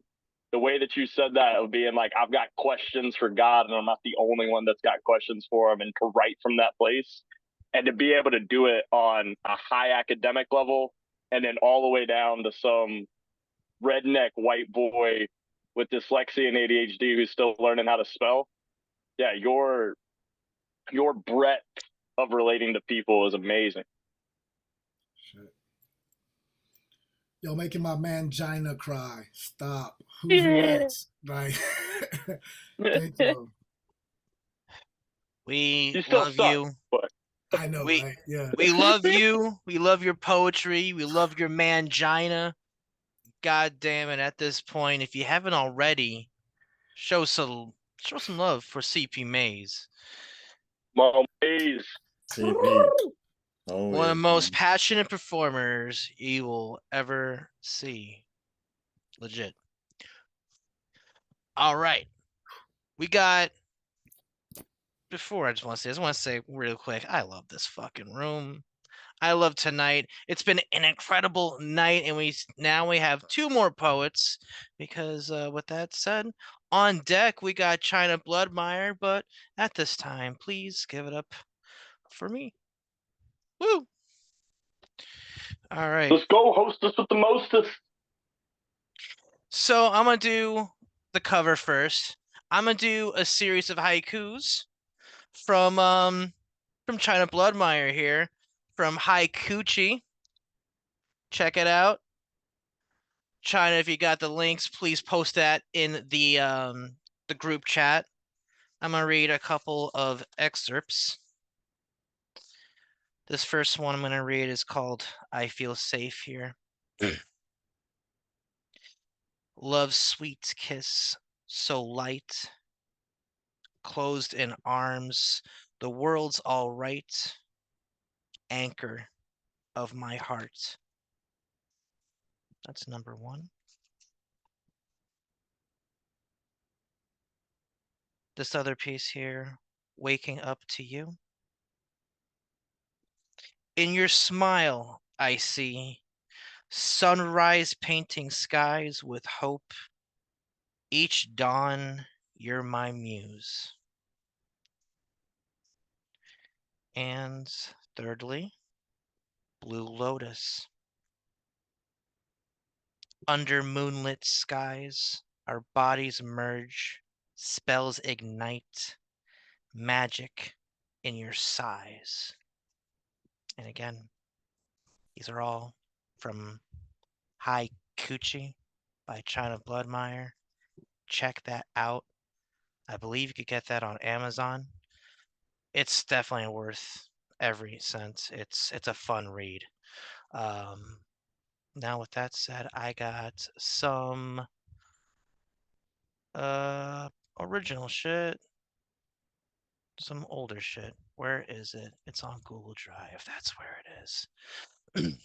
And damn it, it's a shame that Jackson Riley had to split because I was inspired by him to read this piece. The fear, the anxiety of meeting someone new, and like it kind of struck to me in a way to bring this piece out. It is called To My Future Lover.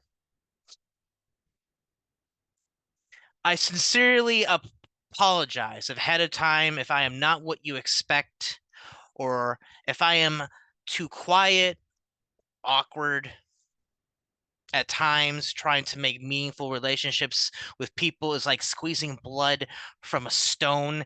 In the little time that we have gotten to know each other, our interactions may have been fun, quirky, engaging, maybe deep. But deep down, there are 1,000 clowns jammed inside a heart-shaped car, weeping loudly with rainbow-painted tears dripping, splattering, and echoing throughout the hollowed-out core of my being, all while lightning is slashing through the superstorm in my brain, and my nerves quake violently like a million maracas strung together by live wire.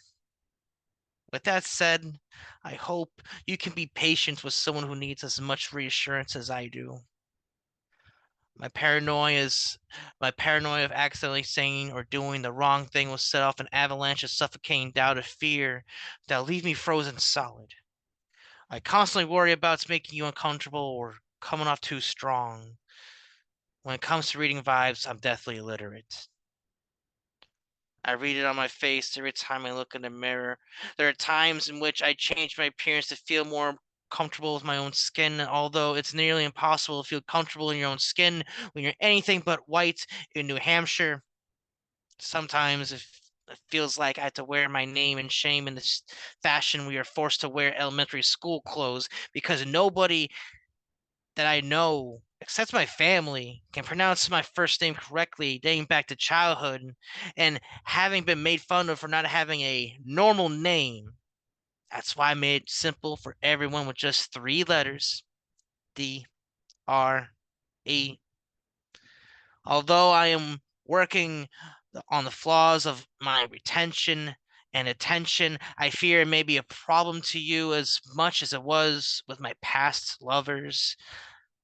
If I had a dime for every time I accidentally spaced in conversation and got cussed out for it, whoa, I would have a whole bunch of dimes.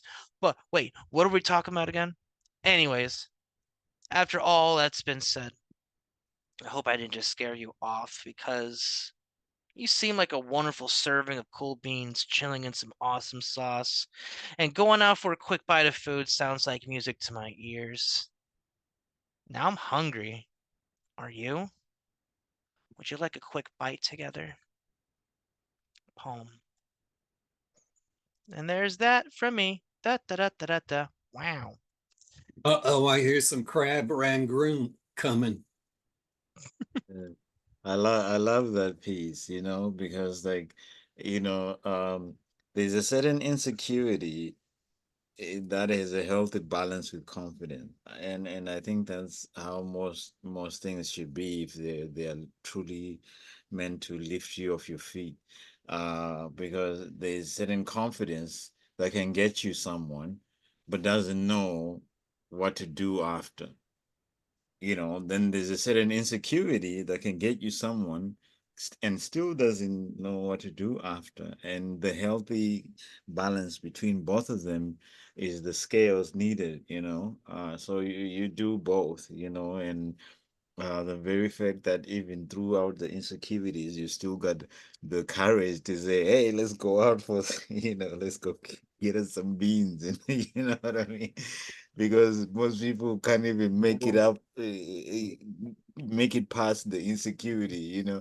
So like it sounds like an insecurity poem, but shrouded in so many facts inside it. Like it works about race, insecurity that has to do with geography, insecurity that has to do with how people can't even pronounce your name except family members. You know what I mean? So like the layers in between how relationships are, it can only be seen by those with an introspection into it, because some of them actually take a deep dive into the sea to actually try to define themselves. Like, oh, I like you, she likes me back, I like her, she likes me, or whatever complexity of that.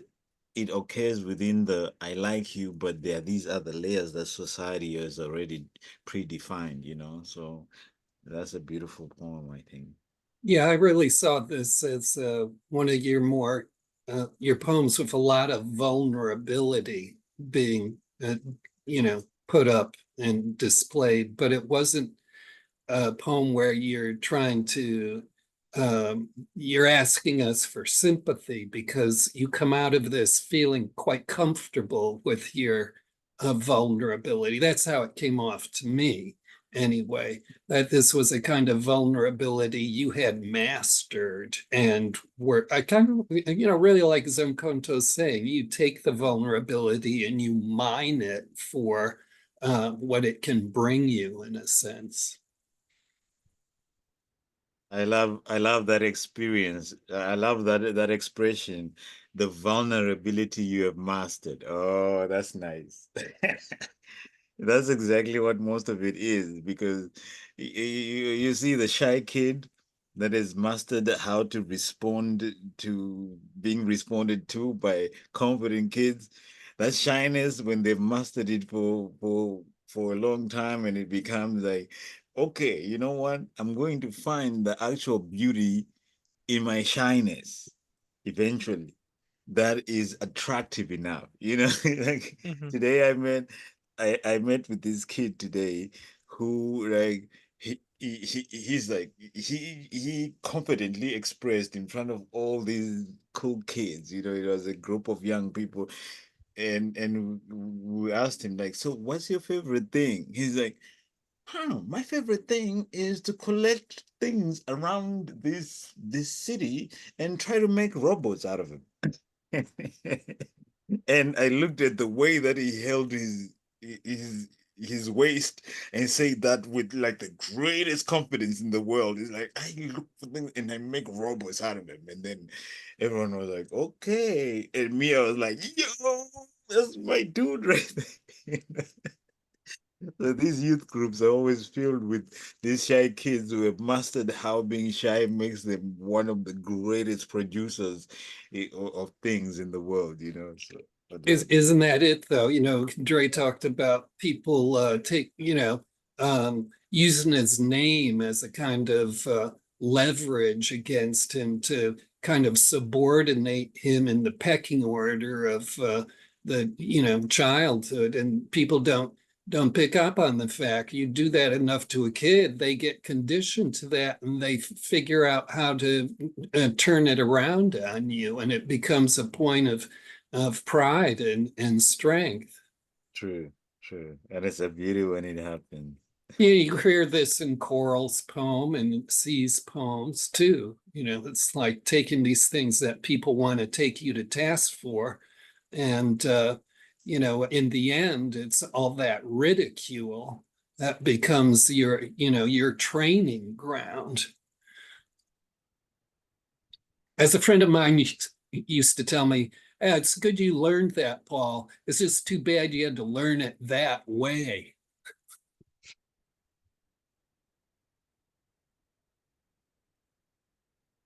Well, I really am appreciating the feedback. Holy shit, guys.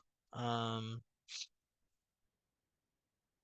yeah, I don't know. I just find poetry as a clever way of writing journal entries and being able to just be honest with oneself on the page and just trying to project, I don't know, my honest anxiety because there is definitely a social anxiety that lurks in within, and I'm just very courteous of not trying to waste anyone's time.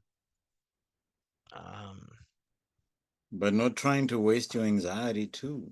Like anxiety is like the most one of the most greatest sources of poetry, you know, like I wouldn't want to waste my anxiety for nobody, you know. So because once I immediately grow out of it, that's my shit.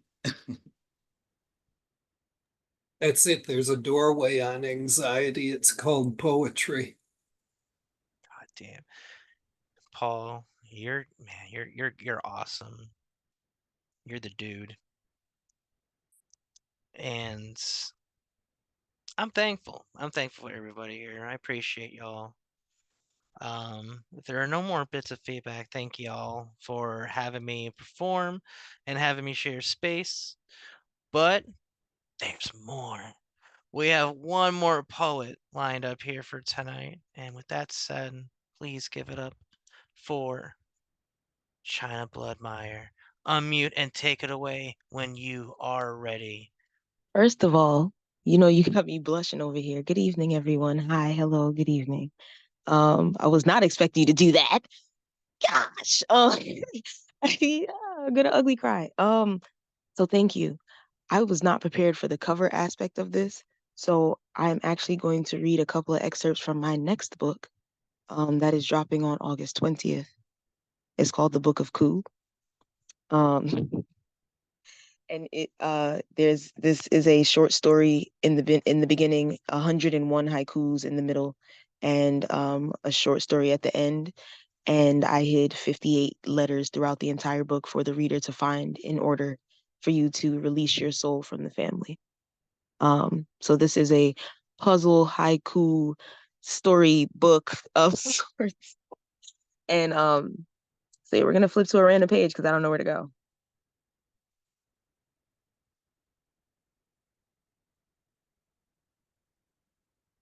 Yeah, this one's called Hi John.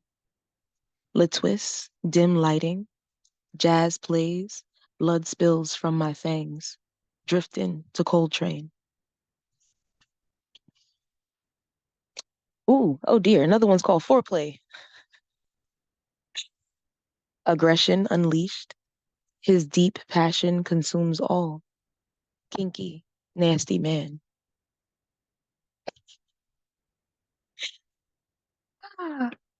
Let's see. This one is called Changeling. Blood on satin sheets. My bite, an immortal curse. Her sweet aftermath. And this last one, before I get into, a personal thing, it's called I'm Sorry. Bodies intertwined. My sinful touch on your skin. Death's embrace begins. And that is my dark haiku book that's dropping on the full moon, actually on August 19th, but my book signing for it is on August 20th. The piece that I'm going to share is, I don't know if Dre has heard this, it's called Confirmation. I'm really about to hurt a lot of people's feelings. Many of my enemies is sagging, with 0 kids in, miserable at the company you let creep in. Several shades of deep skin holding 7 sins because you ain't practiced what you preaching. And before I tap your jaw, beware of what you speaking because I truly believe your character writes your appearance. Welcome to an academy of failed magicians. Don't call on me for assistance to hand out spiritual prescriptions, ease your suspicions, shift your position, then on my name you twisted convictions full of asshole opinions. But you didn't think I'd peep you preying, so you could get that extra breaking news. Well, let me paperboy that sad truth. Just like Otis, ain't nobody here for you. Tabloid quality, I'm about to debut. Why fucking with me is taboo. Got her hot off the press with the back issue. Snaps to your headline, that shit was impromptu. Since you cloaked in on me like class dudes, read all about this, left and right. That who and do. Because I am what you really feel. My eyes hold everything you have yet to heal. Your insecurities got you hating because this gem monster a big deal. No wand in hand, yet everything you wish for, I make it real. No smoking gimmicks, just that cold, hard steel. Press deep against your temple, living rent-free in your mental, so I kindly ask that you don't summon me, because I find it easy to haunt you in your sleep. Midnight mouth laced with authenticity, her facts hitting you harder than a pig's brutality. Tongue lashing out because you a fucking fan of me. I'm everything you aspire to be, your bitch's favorite fantasy, a fairy tale broad leaving behind a legacy. And who you pretend to be is just that, a failed porno, a loose lip act. So end scene, you can't copy the meow on this cat. No potion could make you stomach this. The longer you sit with me, the more people will see your darkness. I'm real welcomed in that graveyard shift, blessed with the light and the God's gift, to leave you exposed with a permanent facelift, and the bed of the demons that you lying with. Have you alarmed when them shots ring off, hit you in your chest with that COVID cough, leave you dead like damn. I guess them bitches was really soft. And when they asked who did it, provide the plot twist. It was Chai who starved the artist, that empress bitch, covered in tattoos, who stored her enemies in a back room. And the more your lips move, the more of your energy I consume. So be careful when you think them doors are closed. My team is always watching and standing 10 toes. And that's peace, y'all. Mmm. Delicious. That's that. Everybody give it up for China Blood Mire at this time. So I would kill to have a voice like yours. Like that is just a gift. Thank And you. you got such a, you probably, I'm sure you know this yourself, so I'm not saying anything you don't know. You have such a wonderful flow and the metering and so forth. I can always tell when somebody's mastered that. If you hear their inhales, they're like punctuations on the lines. And I've 2 seconds into you doing that, it's like, oh, this girl's a master of this stuff. Thank you. I've been writing for over 20 years. There you go. Yeah. I've Congrats. thank you. Fantasy and urban literature are my babies. And I've been doing poetry in general for over 15 years now.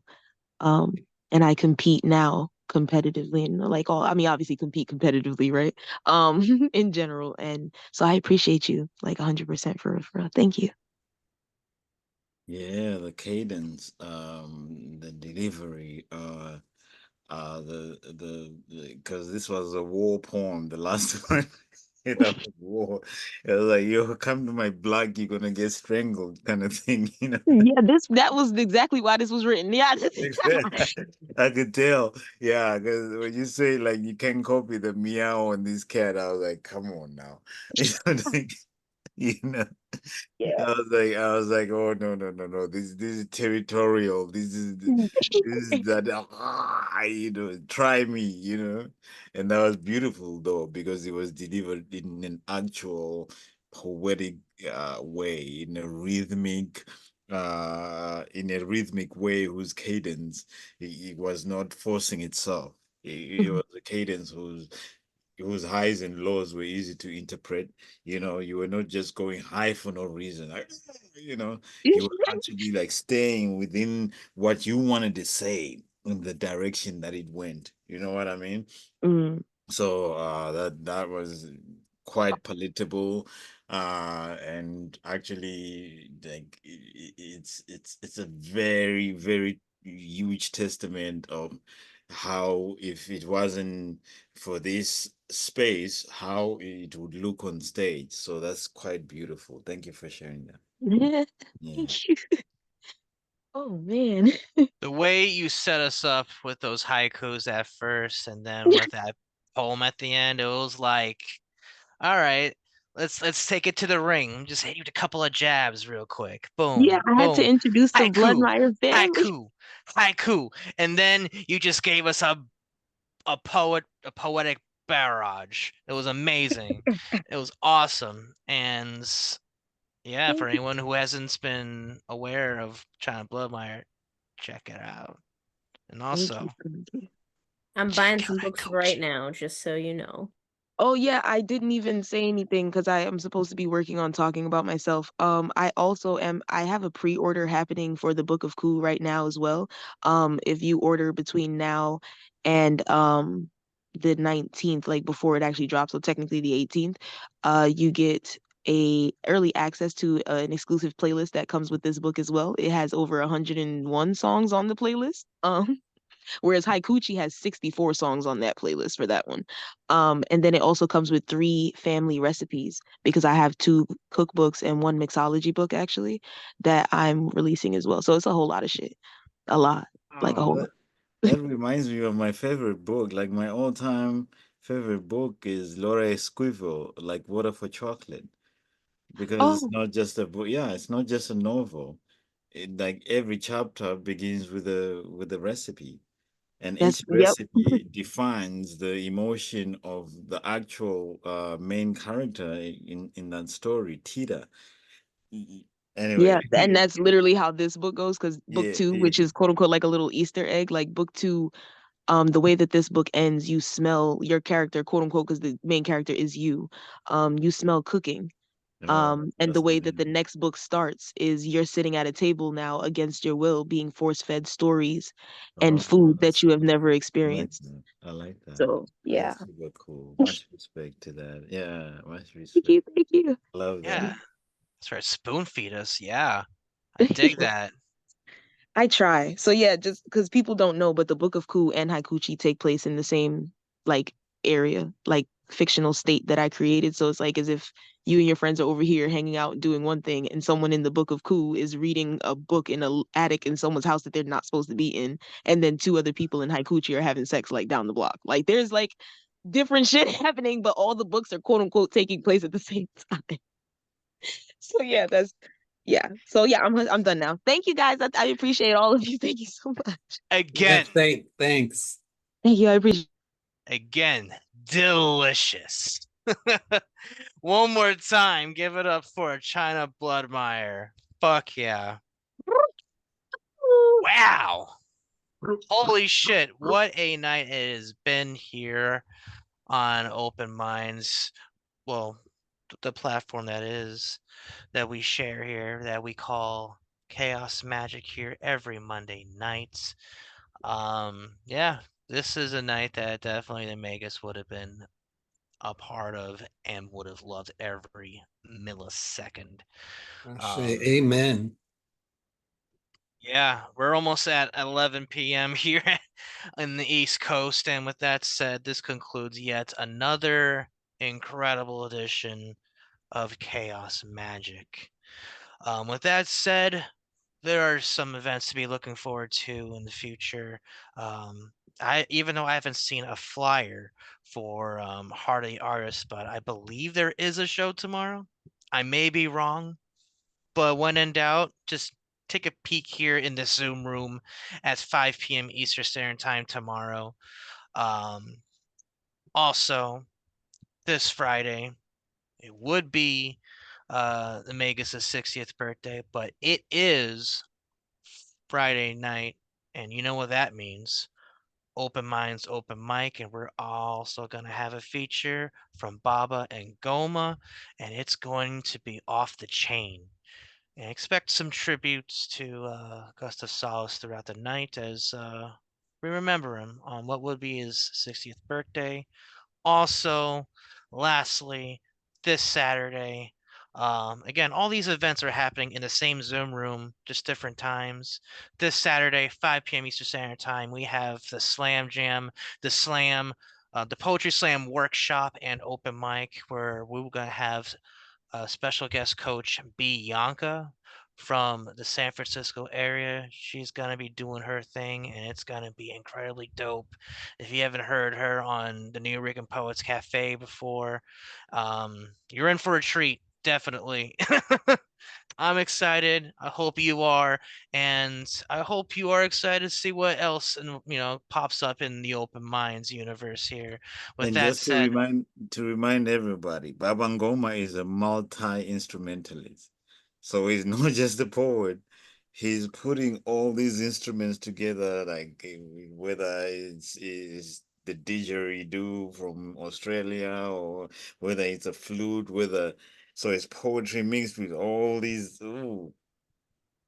yeah, he is. Yeah, for anyone here who isn't aware of Baba and Goma's excellence, um, you are in for an experience like no other. The first time I saw him on New Regan Post Cafe, I had to take a moment to like step away from the where I was watching this and be like, what the fuck? That was an awesome experience. I hope he somehow makes his way to the Open Minds universe, and lo and behold, here we are. We're making this happen, and I couldn't be any more thrilled, and I hope you are too. For the ones who are in the know, you know what's up. For the ones who aren't, come by this Friday and find out. Anyway, I've been rambling too much, but with that said, we're done for tonight. Until next time, please keep writing and please keep loving. Peace and love to y'all. Have a good night. Bye, everyone.